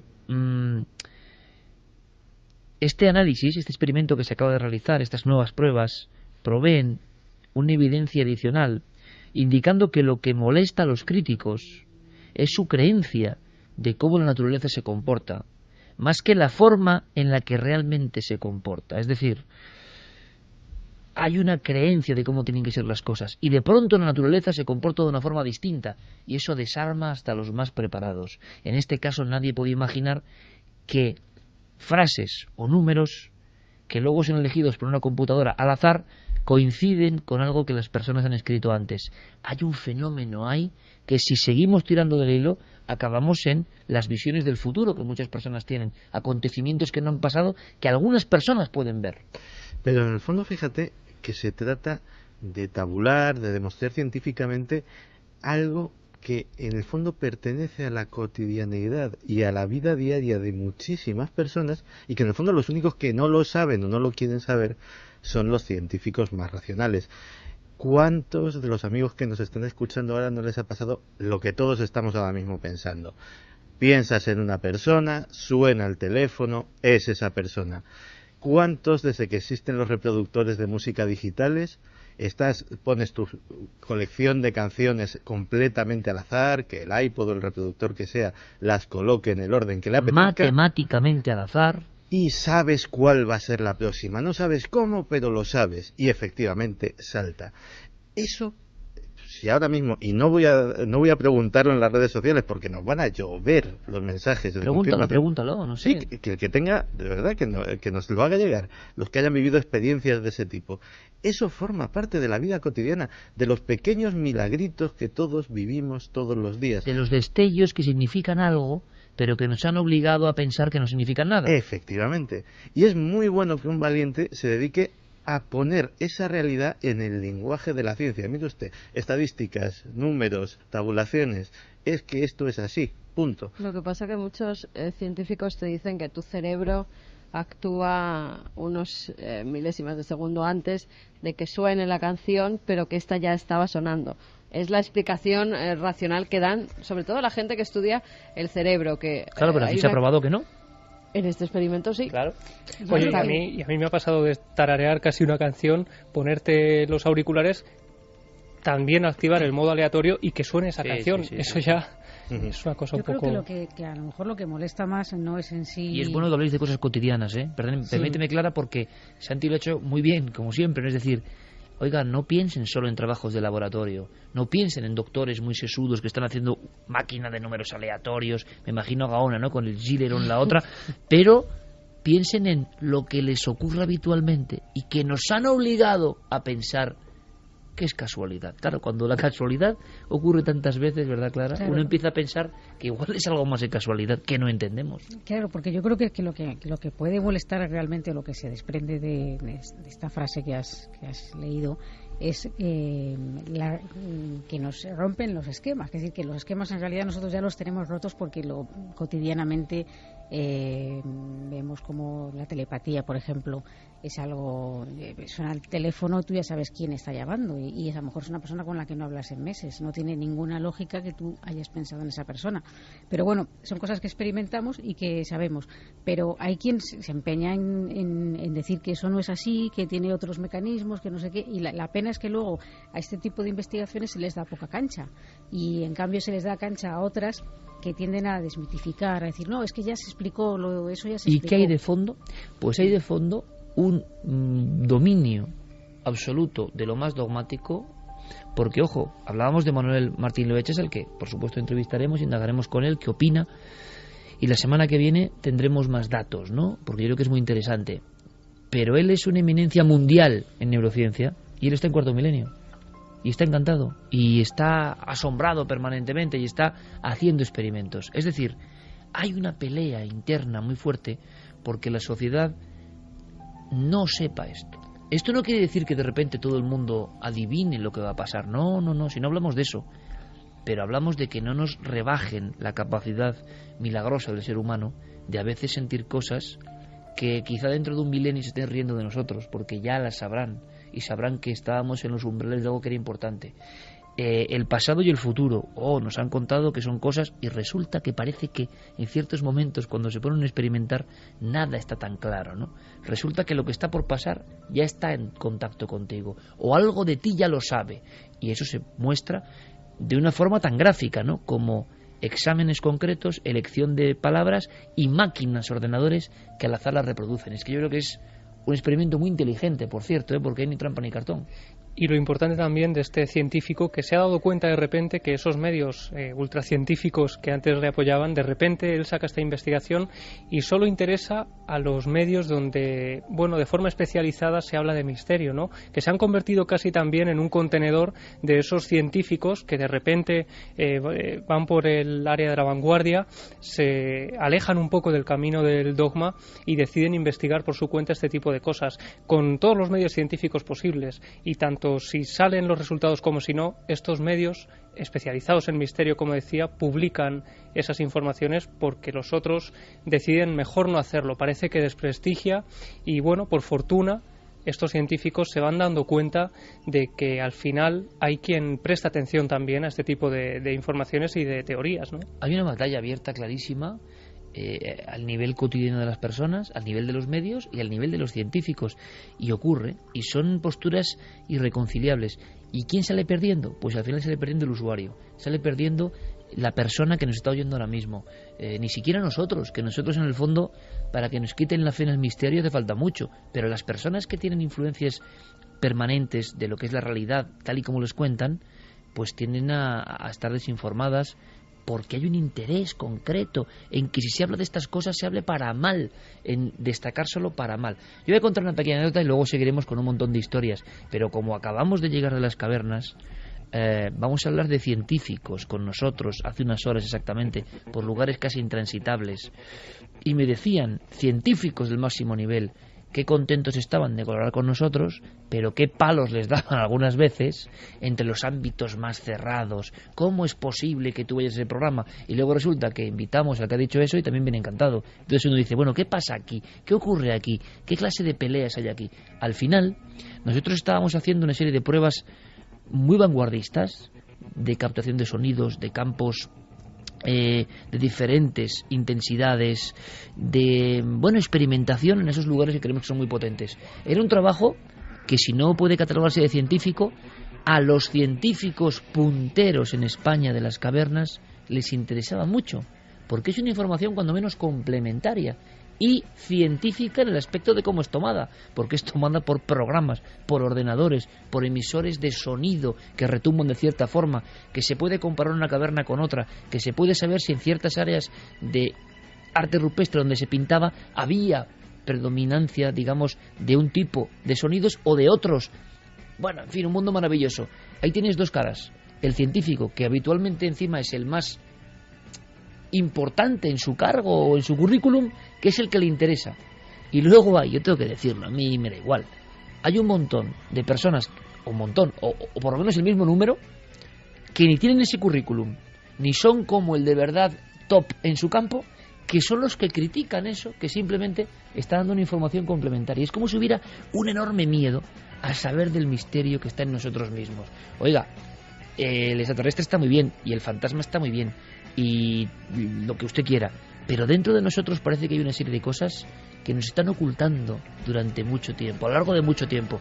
Hay valientes, veremos si lo de este Dr. Bem sigue para adelante. Nosotros, desde luego, le vamos a dar cobertura, le vamos a dar cancha y vamos a intentar que tengáis toda la información, empezando por la semana siguiente. Pero nos quedan muchas cosas, porque hablamos de misteriosos constructores, los de las pirámides de Gizeh. Parece mentira el misterio que tienen estos monumentos, sean lo que sean, que repentinamente esta semana todos los periódicos del mundo han llevado de nuevo a las pirámides a sus portadas. Tengo sobre mi mesa periódicos árabes de otros países, periódicos por supuesto de España, que hablaban de la pirámide de Keops se niega a revelar su enigma. Así lo decía la edición de ayer del País. ¿Qué ha ocurrido en Egipto para que la información vuelva a dar la vuelta al mundo? Pues sencillamente que un robot llamado Pyramid Rover, con la increíble cobertura de National Geographic, se ha metido en las entrañas de esta construcción, intentando llegar a uno de los grandes enigmas que han guardado a la pirámide de Keops, que era la llamada cámara secreta, puerta de Gantenbrink. Vamos a hablar hoy de todo ello. Y vamos a hablar en Milenio 3, porque hemos sido el único programa que teníamos allí un corresponsal, viviendo todo eso, minuto a minuto, segundo a segundo, y ya conectamos con él la semana pasada. Francisco Contreras ha llegado, prácticamente está con las maletas en el estudio 1 de la cadena SER en Madrid. Francisco, buenas noches, amigo. Recién llegado. Buenas noches, Iker. Buenas noches a todos los oyentes de Milenio 3. Una experiencia, imagino, magnífica estar allí viviendo lo que parecía iba a ser, o ha sido, ahora nos explicaron los expertos, un auténtico hallazgo. Imborrable, una experiencia fantástica, emocionante, increíble, indescriptible. Costaría mucho volver a verbalizar todas las emociones que se sentían en aquel momento, tanto a nivel profesional como a nivel personal, ¿no? Son de esas experiencias, de esas aventuras dedicadas al mundo del misterio que dejan huella, sin lugar a dudas. El Pyramid Rover era un robot, es un robot de pequeño tamaño, porque hay que visualizar un poco el conducto del que hablamos, un conducto ascendente que no se sabe muy bien qué sentido tiene, en mitad de esta construcción de lo que íbamos a hablar, y que al final, en el año 93, Rudolf Gantenbrink, un prestigioso ingeniero, descubrió que se frenaba por una puerta, como ha contado Carlos Barroso en esta introducción. Una puerta que no sabemos a dónde va ni de dónde viene, y sobre todo qué contiene en su interior. En el año 93, toda aquella investigación, tampoco sabemos bien por qué, se clausuró, no continuó, hubo un montón de enigmas revoloteando aquella historia. Y después de 10 años, tampoco sabemos por qué, una década después prácticamente, el gobierno egipcio y National Geographic abren esa puerta y se encuentran con un gran misterio. Un misterio del que vamos a hablar, y un gran misterio que es en sí la vida, la construcción, el ejemplo increíble de tecnología e ingeniería que está levantado en el desierto. Y para eso nos hemos juntado alrededor de esta mesa llena de cuadernos, papeles, anotaciones, billetes de avión. Los viajeros, los expertos, los que conocen Egipto a la perfección, nos van a contar por qué de ese misterio, qué se oculta o qué se cuece en las arenas del desierto. Y tenemos ya con nosotros también, a mi izquierda, a don Javier Sierra, compañero de este programa, que sigue muy de cerca todos los viajes, todas las historias en las que se embarca Milenio 3. Por vez primera, no era él el que estaba fuera de España transmitiendo con un micro de la SER. Javier, buenas noches. Hola, buenas noches. Muy brevemente, porque luego vamos a hablar con muchos expertos. Tú desde luego conoces, bueno, has publicado tu último libro, va sobre eso, va El secreto egipcio de Napoleón, ni más ni menos. Eres un amante auténtico del país de los faraones. ¿Cómo se te queda el cuerpo con esta transmisión, que hay que decir que era, creo que para más de 100 países, para todo el mundo, una expectación tremenda? El robot por fin entraba en la cámara secreta. A ti, no sé, ¿qué titular podrías darnos de todo lo que ha pasado? Bueno, yo el titular que le pondría a esta historia es Expectación, el misterio continúa. Y pondría este titular después de analizar un poco su historia. Hay 3 fechas clave en este asunto a tener muy en cuenta y que la prensa en general ha obviado. La primera es en 1872. Hasta 1872 esos canales no existían. Fueron los hermanos Dixon los que, buscando una cámara secreta, ellos estaban convencidos de encontrar un tesoro dentro de la cámara de la reina, golpeando en la pared, dieron con 2 zonas huecas. 2, no una. Una en la pared sur, que es la que ha explorado National Geographic y que ha transmitido estas imágenes, y otra idéntica en la pared norte. Esa es la primera fecha. La segunda fecha importante de esta historia es en 1993, cuando Rudolf Gantenbrink consigue burlar a los ingenieros que construyeron la pirámide. Demostró 2 cosas. Primero, que aquellas cavidades que habían descubierto los hermanos Dixon en 1872 no eran un accidente en la pirámide, es decir, era una obra de ingeniería hecha ex profeso que se adentraba mucho dentro del monumento, 60 y tantos metros dentro del monumento, la que se exploró en el lado sur al completo, y la del lado norte no se pudo completar la exploración porque había una barra metálica utilizada también por otros exploradores de la pirámide que intentaron raspar allí y se quedaron con la barra dentro, y por lo tanto el robot no pudo salvar ese obstáculo y no se sabe dónde va a parar, ni si va a dar a otra cámara secreta o a otra puertezuela secreta, no lo sabemos sencillamente. Y la tercera fecha es esta, del 2002, cuando National Geographic, siguiendo los pasos del año 93, llega hasta la puerta de Gantenbrink, a la puerta del canal sur, del lado sur, de la pared sur de la Cámara de la Reina, la perfora y encuentra otra puerta. Ahora, tú te preguntabas antes por qué se produce todo esto. Yo creo que la respuesta, y creo que esto debería ser objeto de discusión en esta mesa esta noche, es ni más ni menos que un personaje, que es el doctor Zahi Hawass. Zahi Hawass pone en marcha todo el mecanismo con National Geographic para hacer esta exploración justo unos meses después de que sea nombrado el máximo responsable del Consejo Superior de Antigüedades en Egipto. Es decir, cuando él tiene el dominio, la potestad de decidir cuándo se puede hacer una excavación o una exploración y cuándo no, decide hacer esto.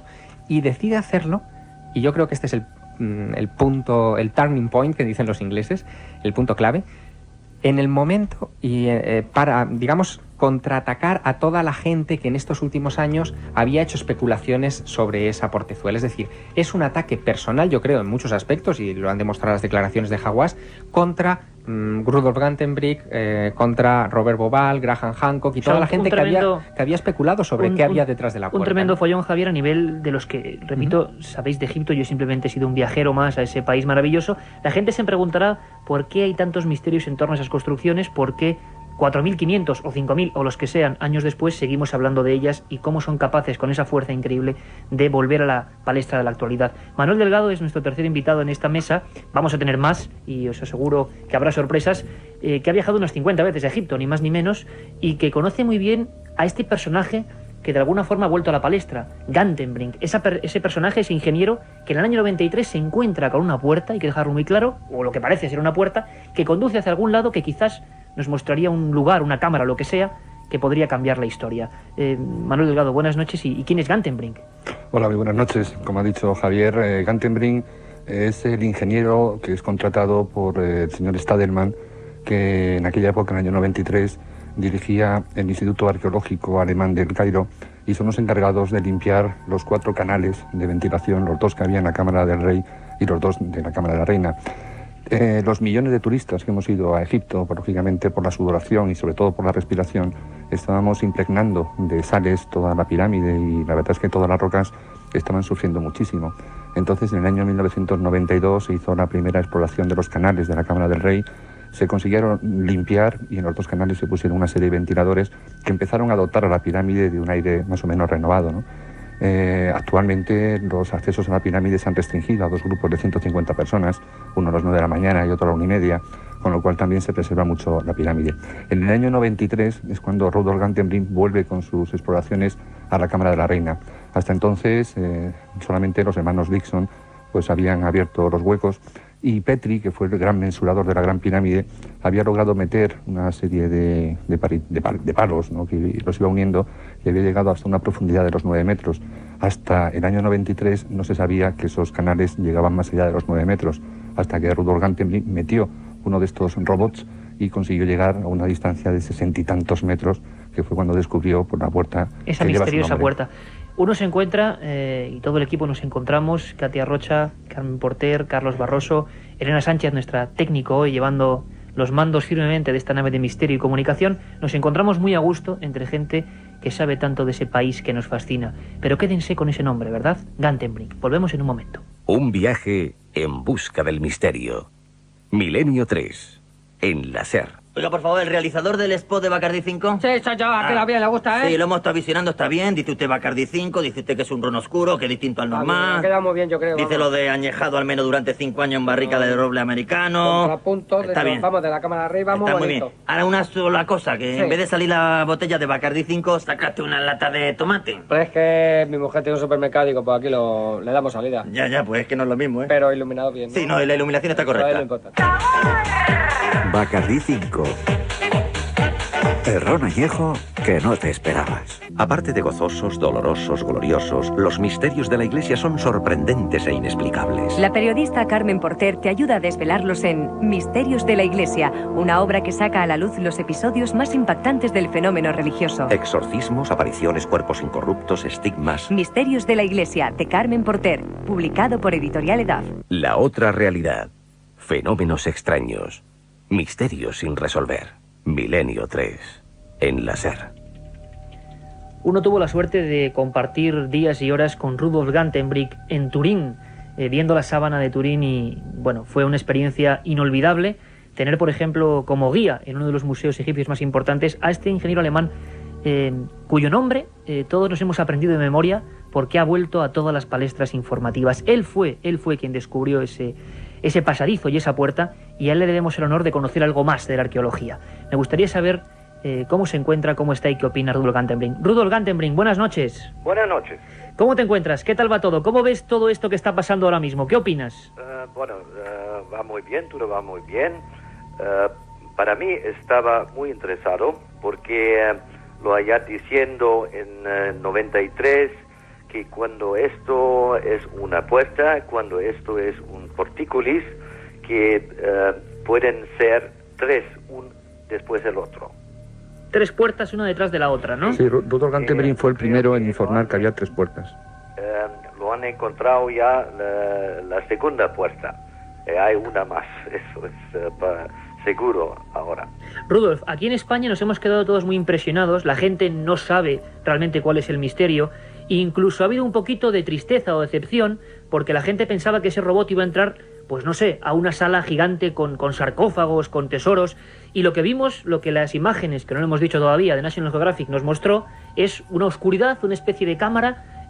Rudolf, por lo que tú sabes, ¿qué puede ser eso? ¿Qué se ha encontrado ahora mismo? ¿Qué puede haber detrás de esa tercera puerta? Bueno, eso es muy claro que es una segunda puerta. Lo ha visto ya las imágenes. Es un poco complicado porque es un objetivo que es no muy lejos de la puerta. Entonces lo vemos ya unas golpes de tratamiento, pero eso también lo ves en las imágenes míos muy cerca. Entonces estamos muy cerca, pero muy lejos lo vemos exactamente, es exactamente la misma puerta que lo ha encontrado en 93. Rudolf, tú y yo hemos especulado muchas veces sobre la posibilidad de lo que hubiera detrás de esas puertas. No lo ha especulado. en este fase, pero ya después este descubrimiento, ahora lo puedo decir algo más, porque una cosa que es claro, que tenemos ahora 2 puertas. Entonces, cuando hay 2 puertas, tiene que ser 3 puertas. Y 3 puertas, porticulis, están siempre y solamente enfrente de una tumba. Hablabas de una posibilidad que hasta entonces no se había dicho y que todavía muy poca gente conoce. Si existe una tumba, ¿quién puede haber enterrado ahí detrás? Y la verdad es que lo que nos vas a comentar en este momento, que a nosotros ya nos has contado hace algunos años, es una primicia, sobre todo para España, no sé si para el resto del mundo, pero la verdad es que tu hipótesis cada vez va resultando más interesante. ¿Nos puedes decir, para todos los oyentes de Milenio 3, cuál es tu hipótesis de quién está enterrado detrás de esas 3 puertas, la primera de las cuales lleva tu nombre para la historia? Para mi opinión está la madre de Keops, Hetepérez. La madre de Keops. Sí. Esto explicaría, porque hay que tener en cuenta que la Gran Pirámide es la única pirámide que hay en Egipto donde existen estos mal llamados canales de ventilación. Entonces, si la madre de Keops estaría enterrada al final del canal sur de la Cámara de la Reina, ¿quién debería estar al final del canal norte de la Cámara de la Reina? Para mi opinión es una pequeña estatua de Osiris. Con lo cual... Pero eso para explicar por qué, por eso yo escribo un libro en este momento. Es un poco complicado, pero tú lo conoces un poco, la historia de la tumba de Hetepérez, que lo han encontrado un sarcófago. Lo explicas un poco porque mi castellano es muy mal. No, pero se entiende muy bien, gracias. Sí. Tú lo explicas un poco que lo han encontrado el grupo de Reisner. Sí. La tumba que estaba sin el cuerpo.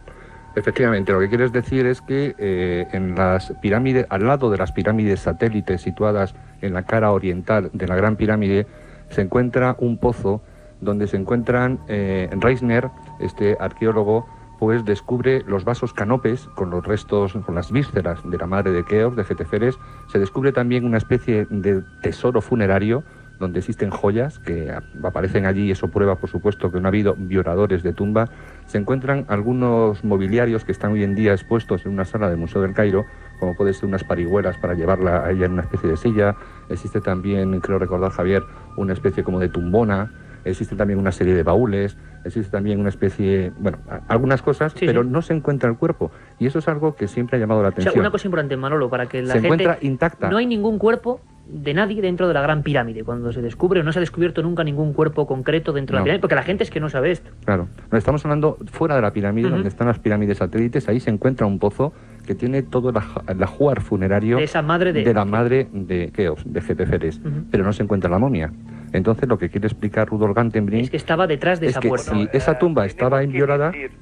Tenemos que decir que la última teoría por qué no lo han encontrado el cuerpo es de Mark Lehner, es muy aceptado. Sí. Es que la momia estaba parcado para un tiempo en esta tumba. Lo que quiere decir Gantenbrink es que Keops fue la persona encargada de sacar a la madre de ahí para colocarla en la Gran Pirámide, ¿no, Rudolf? Exactamente, sí. Bueno, algo realmente espectacular. Perdón un momento, Javier, pero hay que decir que estamos hablando con el verdadero descubridor, siempre hay que decirlo, de esa puerta que ahora ha dado la vuelta al mundo, que National Geographic ha abierto. Estamos hablando de Milenio 3 para toda España y para todo el mundo, con Rudolf Gantenbrink, que nos expone por vez primera aquí a todos los radioyentes esa teoría de lo que quizás dentro de 10, 15 años, no sé cuándo, se podrá descubrir o podremos saber. Javier Sierra, ¿querías comentar algo? Sí, yo le quisiera hacer una pregunta a Rudolf Gantenbrink. Buenas noches, Rudolf. Buenas noches.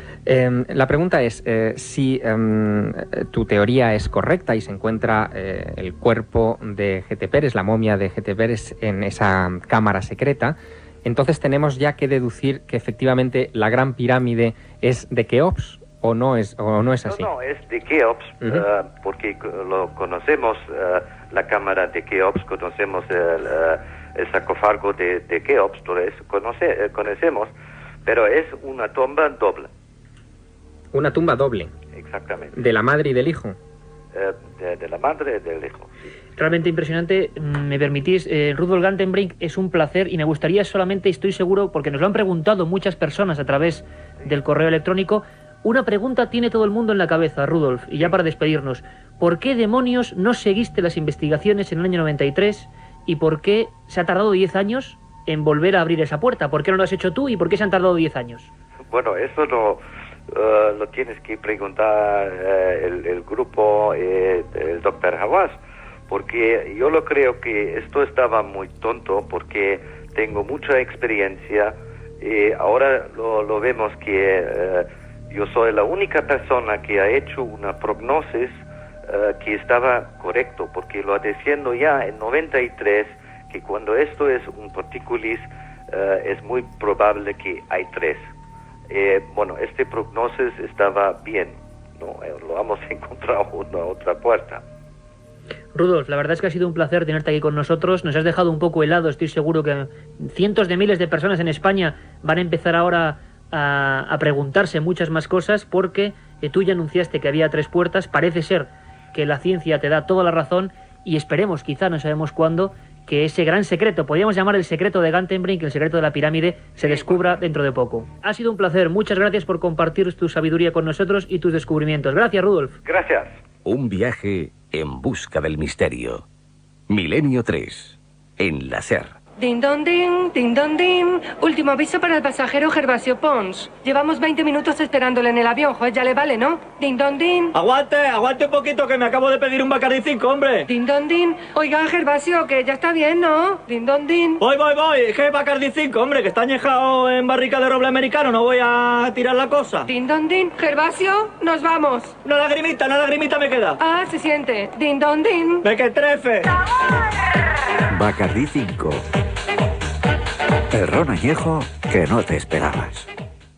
Una circunferencia de 1 metro. Me llegó a cegar los ojos y quedé casi inconsciente. Sobre el fenómeno ovni no existe término medio. O crees o no crees. En ambos casos, el libro Encuentros de Iker Jiménez resulta apasionante. Encuentros, la obra más completa sobre ovnis en España, desvela más de 300 casos y casi 400 fotografías. Y además incluye un CD con 80 minutos de reveladores testimonios. Encuentros de Iker Jiménez, publicado por editorial EDAF. La otra realidad.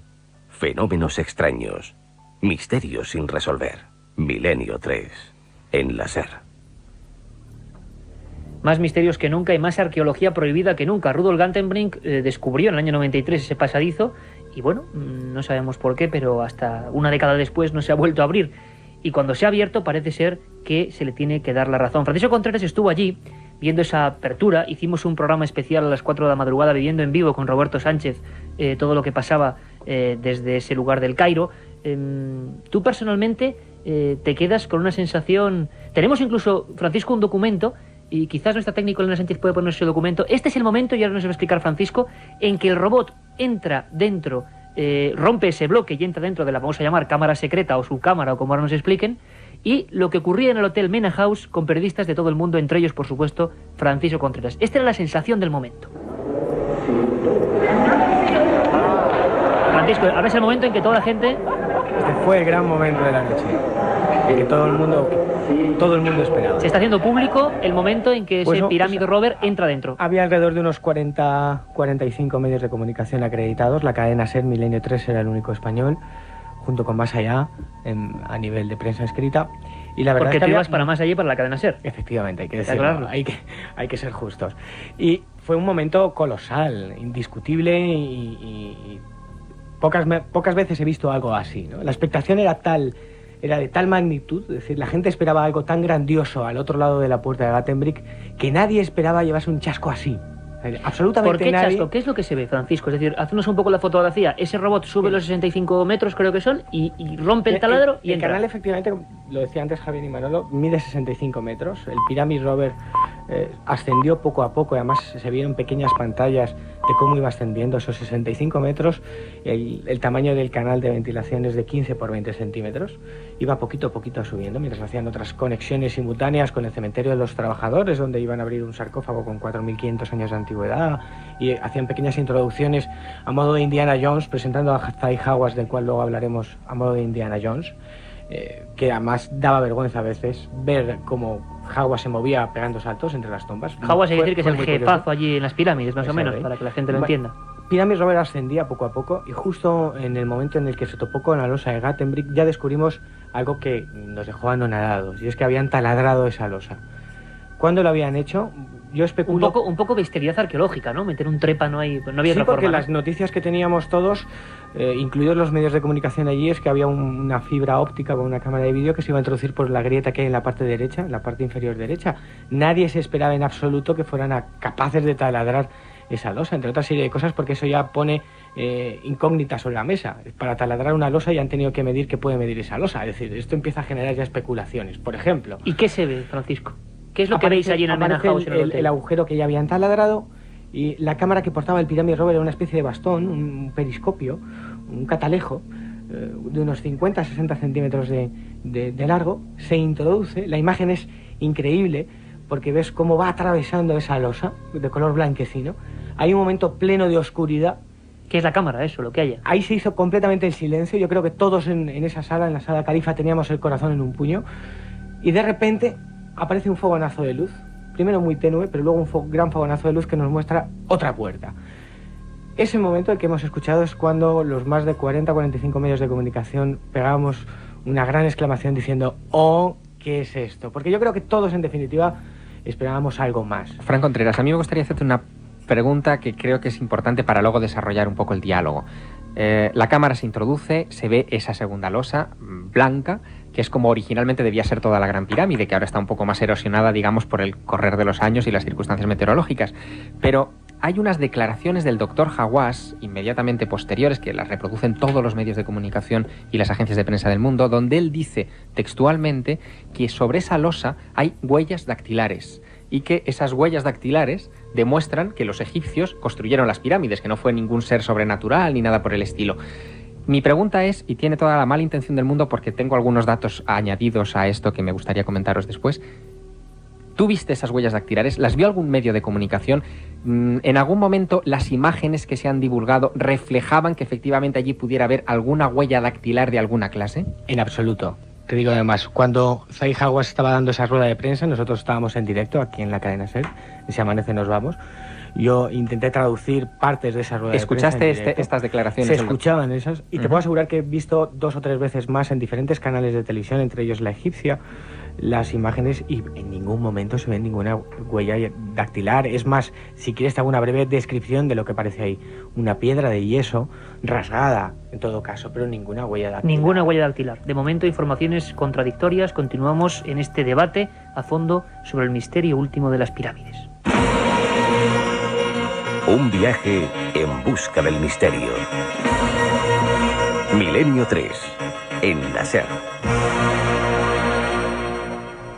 Continuamos aquí, Milenio 3, en este programa especial, abordando todo lo que ha ocurrido en Egipto y de lo que se han hecho eco todos los medios de comunicación nacionales e internacionales. Y hablábamos incluso con el ingeniero Rudolf Gantenbrink, descubridor de esas misteriosas puertas que conducen, vaya ustedes a saber a dónde. Manuel Delgado, ¿tenías alguna intención de decir algo sobre lo que nos ha comentado Gantenbrink? ¿Tú cómo se te queda el cuerpo? ¿Tú sabías? ¿Tenías mucho contacto con él?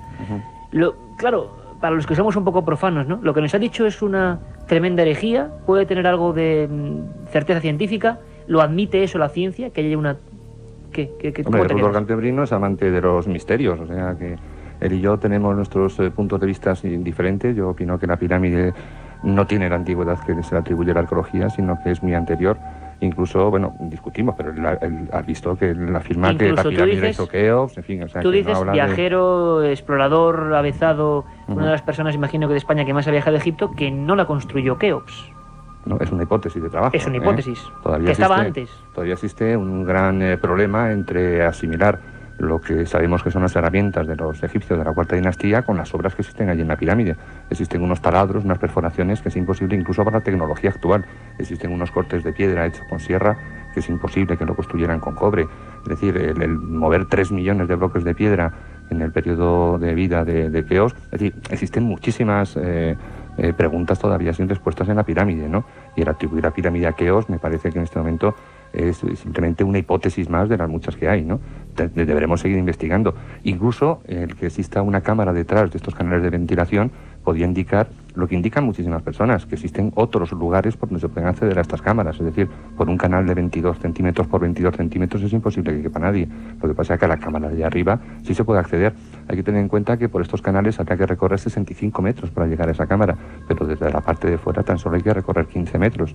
Y entonces, bueno, aquella gente sabemos que sabían perforar perfectamente y sabían que se podía llegar a otros lugares. Es decir, el que existan cámaras dentro de la Gran Pirámide no implican que aquellas personas que las construyeron fueron los constructores de la Gran Pirámide. Claro, pero lo que ocurre, Manuel, y quizá lo que la gente, los miles de personas que nos siguen ahora y que no se ven de esto, están diciendo, bueno, pero en las pirámides no había sarcófagos, tumbas, no se enterraban los reyes. Bueno, hay teorías para todos los gustos y bastante inquietantes, teoría, ¿no? El sarcófago, por ejemplo, de la Cámara del Rey está sin acabar, por ejemplo, ¿no? Además, no existe un solo jeroglífico dentro de la Gran Pirámide. Existen problemas, por ejemplo, cuando valoras, porque no solamente la Gran Pirámide, son las 3 pirámides que hay en Giza, ¿no? Cuando la pirámide de Kefren, en su interior no existe el más mínimo jeroglífico. En cambio, sabemos que la tumba de Merisag, la esposa de Kefren, está absolutamente repleta de jeroglíficos. Claro, extraña, Estamos ¿no? viendo que existen dos concepciones absolutamente Extraña distintas. que si fueran tumbas, tal y como nos han enseñado los libros de texto, pues no dejaran prácticamente ninguna seña con lo vanidosos que debían ser esos faraones, ¿no? Yo creo que bueno, la conversación, no sé si os apetece que la dirijamos por este lado, ¿no? Pero Bueno, en primer lugar... os pediría un momento, por favor, Manuel, porque para acabar un poco la polémica de lo que ha pasado estos días, y haremos más de un programa sobre la pirámide, y ojalá hagamos uno desde allí, pero para acabar, y volvéis a opinar libremente, porque esto ya nos penetramos, nunca mejor dicho, en lo que es el misterio de la propia pirámide en sí, ¿no? Pero para acabar, como decía, con la polémica de ese robot, ese túnel que pasa, me gustaría contar con la opinión también de un buen amigo, Nacho Ares, director de la prestigiosa revista de arqueología, que nos decía lo siguiente. Sin embargo, aunque si bien es cierto que como pudimos ver todos en directo, no había ni ninguna escultura, ni ningún texto, ni ningún papiro, ni ningún tesoro relacionado con la pirámide, no es menos cierto que desde el punto de vista arqueológico el hallazgo de otra puerta sí que nos acerca más a una realidad egiptológica mucho más cercana a lo que es la arquitectura propia de este tipo de cámaras secretas, entre comillas, que había en los monumentos en Egipto. Es decir, es muy posible que si nosotros perforamos esta segunda puerta incluso haya una tercera, y detrás de esta tercera una cámara en donde seguramente una especie de cenotafio o una habitación ritual podemos encontrar, ahí podemos especular, pues abriendo posibilidades a que sea una tumba cenotafio de Keops o de alguna otra persona relacionada con la Gran Pirámide. El misterio de una pirámide inmensa, su base creo que es como 8 veces un campo de fútbol, imaginemos el Santiago Bernabéu, que se construye hacia las alturas y que además aparentemente los que vinieron después pues no sabían realmente volver a hacerlas, porque los que vinieron después, los faraones que vinieron después, no alzaron cosas más maravillosas.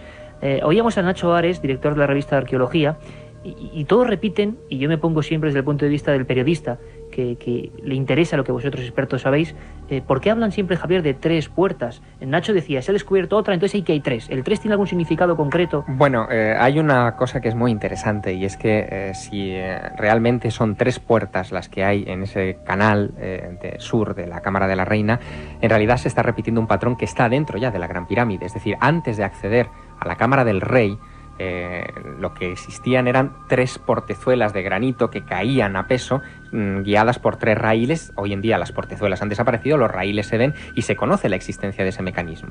Pero esto, a mí me gustaría enfatizar una cosa que no se ha dicho. Toda esta información que nosotros estamos discutiendo aquí en este momento, incluyendo lo de las 3 puertas, la hipótesis de una cámara, la tumba que nos ha adelantado Rudolf Gantenbrink, que podía estar ahí como hipótesis de trabajo, todo esto no es sino la punta del iceberg y pequeña de toda la información que está cosechando National Geographic.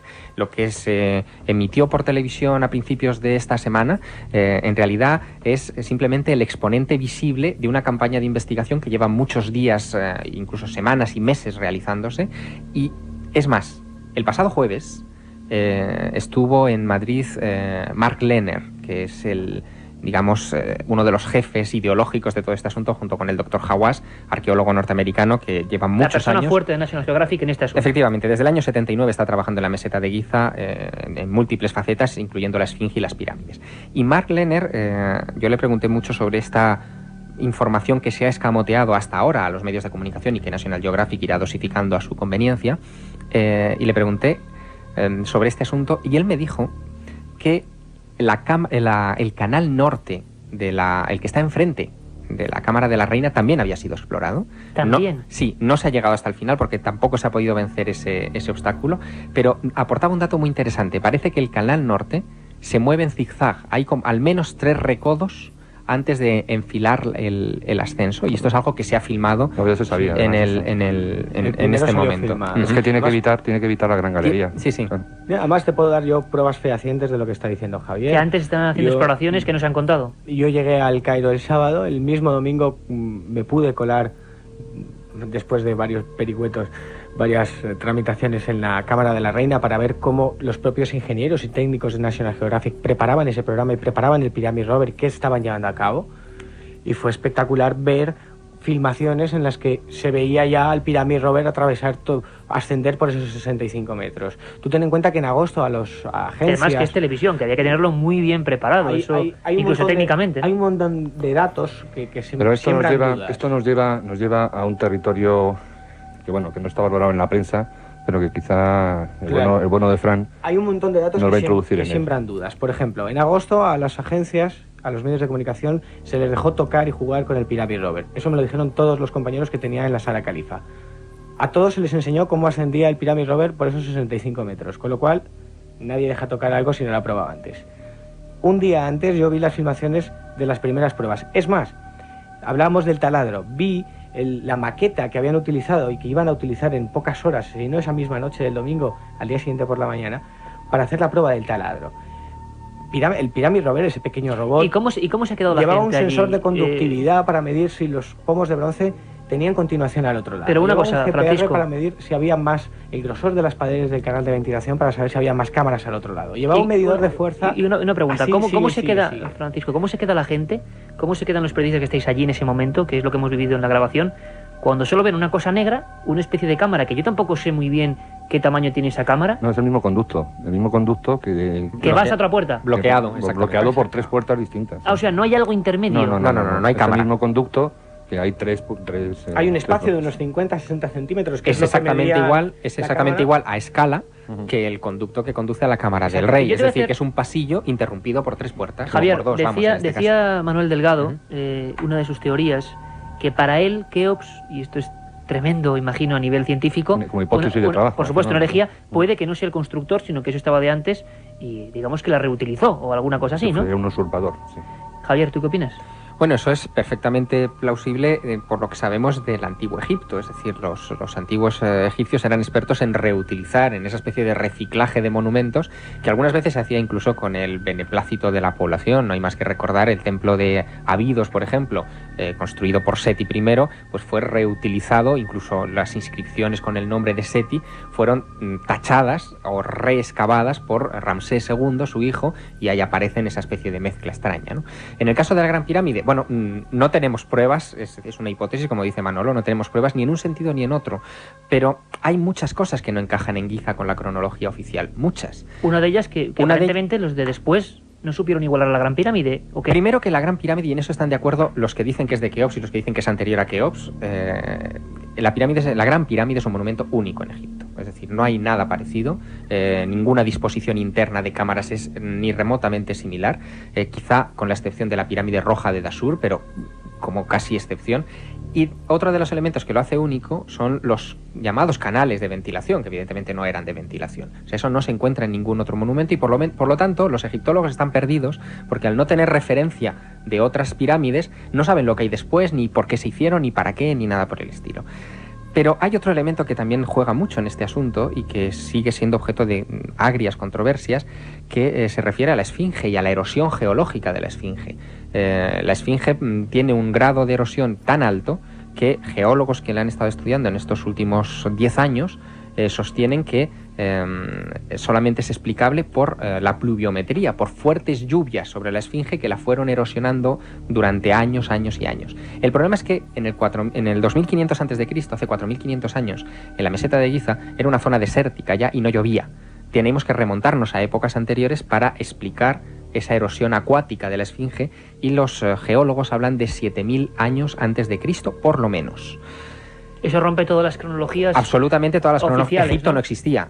para los oficial. egiptólogos. A mí me gustaría, porque prácticamente pues es una pena y vamos a tener que remontar este programa a otro debate mucho más profundo. Manuel Delgado me indica algo, pero preguntarte sobre todo, Manuel, ¿crees tú que el gran secreto, vamos a llamarlo así, de la pirámide y con ello quizá de esa cultura impresionante está dentro de este pasadizo, dentro de lo que está escarbando el robot, o no?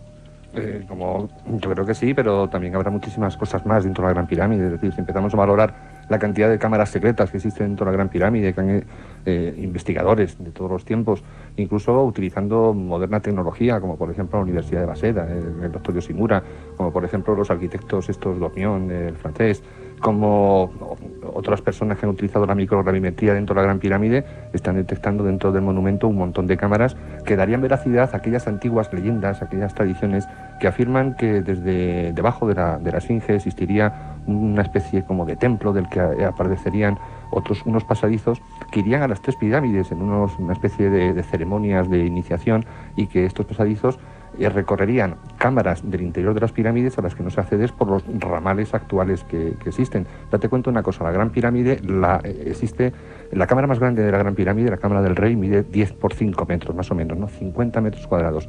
Pues como esa cámara podría haber en toda la Gran Pirámide 10.000 por las proporciones del monumento. Es decir, estamos absolutamente perdidos. Lo que a mí me gustaría... Hay un terreno completamente desconocido, de piedra, que no se ha explorado para nada, ¿eh? Absolutamente. Lo que a mí me gustaría, independientemente de que en otro programa valoremos un poco la Gran Pirámide y todas estas elucubraciones, hipótesis de trabajo, etcétera, sería un poco abandonar el tema este del robot con algo que creo que no está saliendo en los medios y que para mí es algo muy significativo, ¿no? Tengo aquí delante pues una revista en la que aparece una de las múltiples entrevistas que ha sacado el National Geographic, en la que aparecen unas afirmaciones del doctor G. Hawass, que dice una cosa, dice: estoy harto de arqueólogos aficionados que llegan y se ponen a investigar sin tener la capacidad ni la experiencia suficientes. Llevo años deseando saber lo que hay al otro lado de esta losa de piedra, pero necesitaba la colaboración de una institución seria y solvente para afrontar este proyecto. De esta frase que dice Hawass yo encuentro 4 grandes problemas y 4 cosas que no se atienen a la verdad. Primero, Rudolf Gantenbrink ofreció ya hace muchísimos años todo un equipo destinado a hacer arqueología científica. Y no le dejaron. Porque yo lo que he visto en la televisión y todo este show que ha puesto el National Geographic me parece una verdadera vergüenza. Primero, por la cantidad de... Para mí yo creo que la arqueología y la ciencia está reñida un poquito con el show, ¿no? Yo creo además que nos han mentido absolutamente porque ya sabían perfectamente lo que iban a ver, ¿no? Por otro lado, veo una animadversión del doctor Zay Hawass que nunca podrá cambiar la historia, porque esa puerta seguirá llamándose siempre la puerta de Gantenbrink, no la puerta de Hawass. Date cuenta que cuando Gantenbrink descubre esta puerta, y Gantenbrink, después de hacerla pasar el vídeo por todos lados, no le hacen ni caso. Esto que dice Hawass, que le interesa mucho lo que hay detrás, no. De las primeras, entonces, una cosa, Manuel, las primeras informaciones que da Hawass es que le importa 2 narices porque sabe que no hay nada. Entonces, ¿qué hay de fondo? No y a Gantenbrink... Volvemos al principio del programa, claro, a lo que estábamos diciendo, la motivación. Persona no grata por hacer arqueología sin permiso. Por otro lado, Hawass les ofrece un robot que es capaz de torcer, cosa que no se podía hacer y que a mí me extraña que este robot haya hecho el Canal Norte, porque no podía torcer tampoco. Le ofrece una forma de hacer arqueología científica sin romper nada, porque date cuenta que el taladro que hacen ahora en la puerta de Gantenbrink ha roto uno de los pomos de cobre. O sea, la arqueología no se puede hacer así. Él ofrecía un robot que inoculaba una especie de gas, el FZKW, que este gas se cogía y con un espectrómetro sabían, por la mezcla que hacía con el aire que había detrás, si efectivamente había algo. Tenía también equipos de microgravimetría. Tenía un montón de cosas, le ha permitido. Y no se le hizo caso precisamente por un problema de protagonismo. Y yo creo que aquí la única frase que para mí es absolutamente elocuente es cuando dice Hawass que él necesitaba una institución seria y solvente. Para mí el National Geographic no es serio en este sentido, lo que sí puede ser solvente, porque aquí en todo este asunto yo lo único que veo es un montón de maletines con un montón de dólares para que la arqueología se convierta en un show, algo que por supuesto no alimenta. Duras aclaraciones y duras declaraciones también de Manuel Delgado, siempre suyas personales. Detalle solamente, Iker, para que veas la dureza del protagonismo de Hawass. Cuando estábamos en la rueda de prensa, algo que no pudo ver nadie y que solamente estábamos ahí en los medios de comunicación y nos quedamos anonadados, se levantaron 2 reporteros para hacer preguntas delicadas, entre comillas, sobre si esto era un montaje, si esto era en directo, y a los 2 les echaron. Caramba. Eso tampoco se ha salido de la prensa. Un montón de misterios que desde luego está clarísimo y nos lo va a pedir la propia audiencia que llamó esa noche a la cadena SER colapsando centralitas en Madrid y en Barcelona para ver si tratábamos el tema, y lo volveremos a hacer porque es amplísimo. Javier, la última pregunta del programa. Tardaremos mucho en saber, ¿crees tú, qué secreto hay ahí? Esa misma pregunta le formulé el jueves a Mark Lehner y él lo que dijo es que era muy elocuente al respecto. Lo que dijo es que dependía de Hawass y del show televisivo subsiguiente para la puerta segunda y para la puerta tercera. O sea, de la solvencia, ¿no? Caramba, lo que hemos llegado, la puerta de Gantenbrink, la puerta de Hawass, la puerta en definitiva del misterio egipcio, continúa cerrada o al menos con otra losa. La Gran Pirámide mantiene a buen recaudo sus secretos y aquí por lo menos hemos intentado con los mejores expertos saber algo más. Ahora os dejo con un informativo completísimo de lo que ha pasado esta semana, porque no solo de Egipto vive el hombre, ha habido muchas más cosas.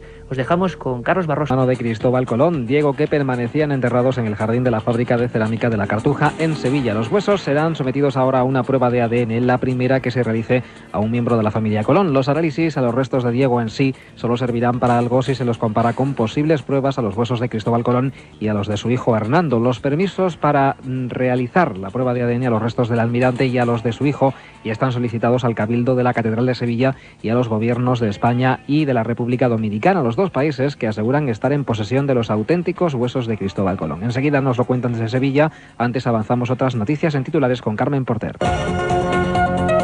Detectados por primera vez indicios de la existencia de agua en otros sistemas planetarios. La expedición Kraken continúa la búsqueda del calamar gigante. Nuevos descubrimientos sobre Otzi, el hombre de hielo. Un grupo de investigadores ha dado el primer paso para resolver el enigma del lugar en el que se encuentra enterrado Cristóbal Colón. El martes pasado fueron exhumados en Sevilla los restos de Diego Colón, el hermano del almirante, a los que se practicará la prueba del ADN. El resultado habrá que compararlo con los huesos españoles y dominicanos de Cristóbal y así poder saber, entre otras cosas, cuáles son los auténticos. Radio Sevilla, Mercedes Díaz. ¿Dónde nació Colón y dónde está enterrado? El martes, 2 trabajadores de la fábrica de cerámica Pigman de la Cartuja, en Sevilla, abrieron la pequeña urna de zinc donde están los restos de Diego, hermano de Cristóbal Colón, y es el primer paso para descubrirlo.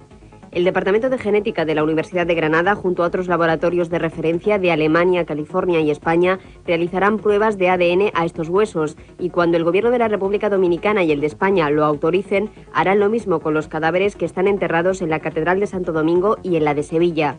En la capital andaluza está enterrado su hijo, Hernando Colón, y según algunos historiadores, también el almirante. Otros mantienen que está en Santo Domingo. Así que comparando el ADN de estos cadáveres, se despejará la incógnita y también se podrá saber si Cristóbal Colón es hijo del mallorquín príncipe de Viana, porque el Departamento de Genética de la Universidad Granadina ya le ha realizado las pruebas de ADN a ese cuerpo. Varios astrónomos italianos han descubierto la existencia de agua en la atmósfera de algunos planetas fuera del sistema solar. Esta circunstancia aumentaría la posibilidad de que pueda existir vida extraterrestre. Carmen. El equipo italiano utilizó un radiotelescopio de 32 metros para buscar emisiones máser de agua, que son las microondas que podrían indicar la existencia de agua en la atmósfera de un planeta. Y el resultado fue sorprendente, ya que encontraron emisiones de este tipo en 3 sistemas planetarios distintos. Según los astrónomos del Instituto de Ciencia Cósmica y Planetaria de Roma, esta es la primera vez que se detectan indicios de la presencia de una molécula prebiótica en un planeta extrasolar. También declararon que si se confirma que realmente hay agua, sería un descubrimiento histórico y el primer paso en la búsqueda de señales de vida en otros planetas. Los investigadores de la expedición Kraken, que partió hace 2 semanas por aguas del Cantábrico en busca del calamar gigante, continúan sus estudios marinos. De momento el calamar no ha sido visto, pero sí algunas especies de peces bastante extrañas. Nos lo cuenta desde el barco de la expedición, aquel en el que estuvo el equipo de Milenio 3 la semana pasada, el zoólogo y director de Translove Films, Fernando Iglesias. Pues tenemos, desde la última vez que estuvisteis el equipo en el barco, tenemos algunas novedades, algunas interesantes y algunas, por desgracia, un poco desalentadoras.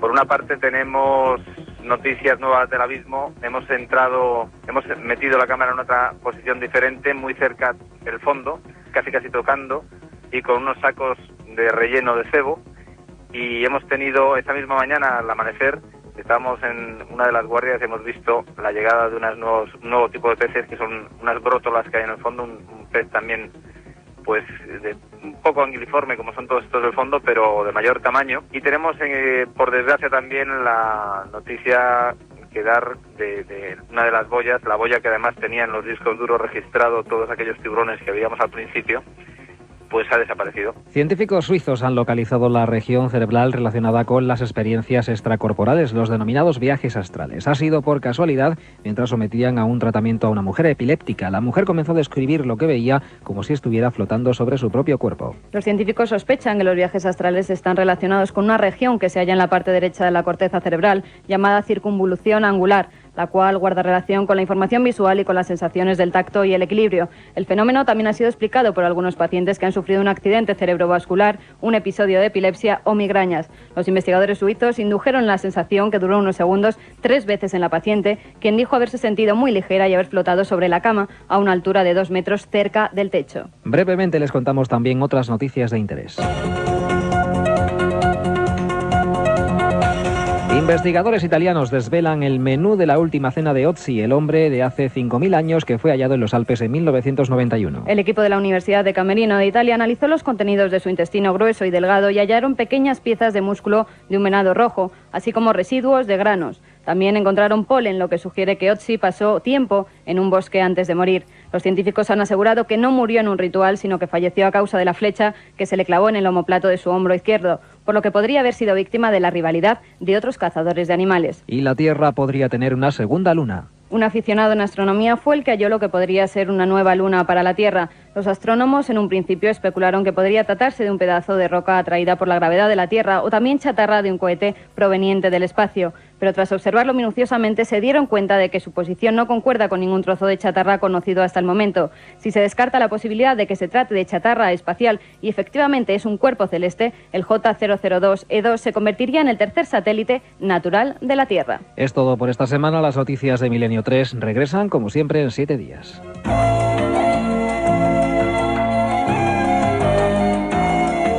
Y nuestra particular sintonía de despedida, avanzando hacia la recta final de este Milenio 3. Los mails, Carmen Porter, que tienen que ser enviados, ¿a dónde? A milenio3@cadenaser.com, milenio3 con número @cadenaser.com. Hasta allí nos ha escrito Miguel Ángel Tenorio, que nos dice si podríamos hablar en algún programa sobre los dogones. Bueno, un gran misterio, los dogones de Mali y sus conocimientos astronómicos. Por supuesto que haremos un programa íntegro sobre ese gran misterio. Un tema que sé que a ti te gusta y que nos pide Javier Valero, y que es el caso Villares, nada más y nada menos, y su relación con JJ Benítez.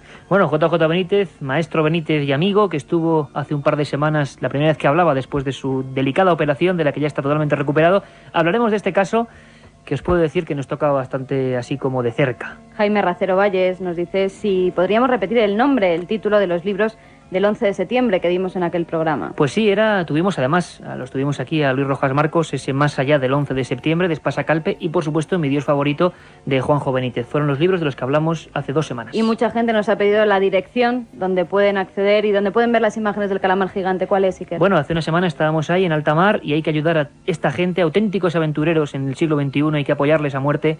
Traslobe Films y proyectokraken.com, ahí podéis escribir y bueno, lanzarles vuestro apoyo, vuestras sugerencias, serán bien recibidas. Álvaro Romero nos pide un especial de espíritus, apariciones y poltergeist españoles. Bueno, pues lo habrá y con una información exclusiva y hay que decirlo, vosotros lo habéis querido, luego son programas tremendamente tenebrosos pero apasionantes. Katia Rocha. Buenas noches.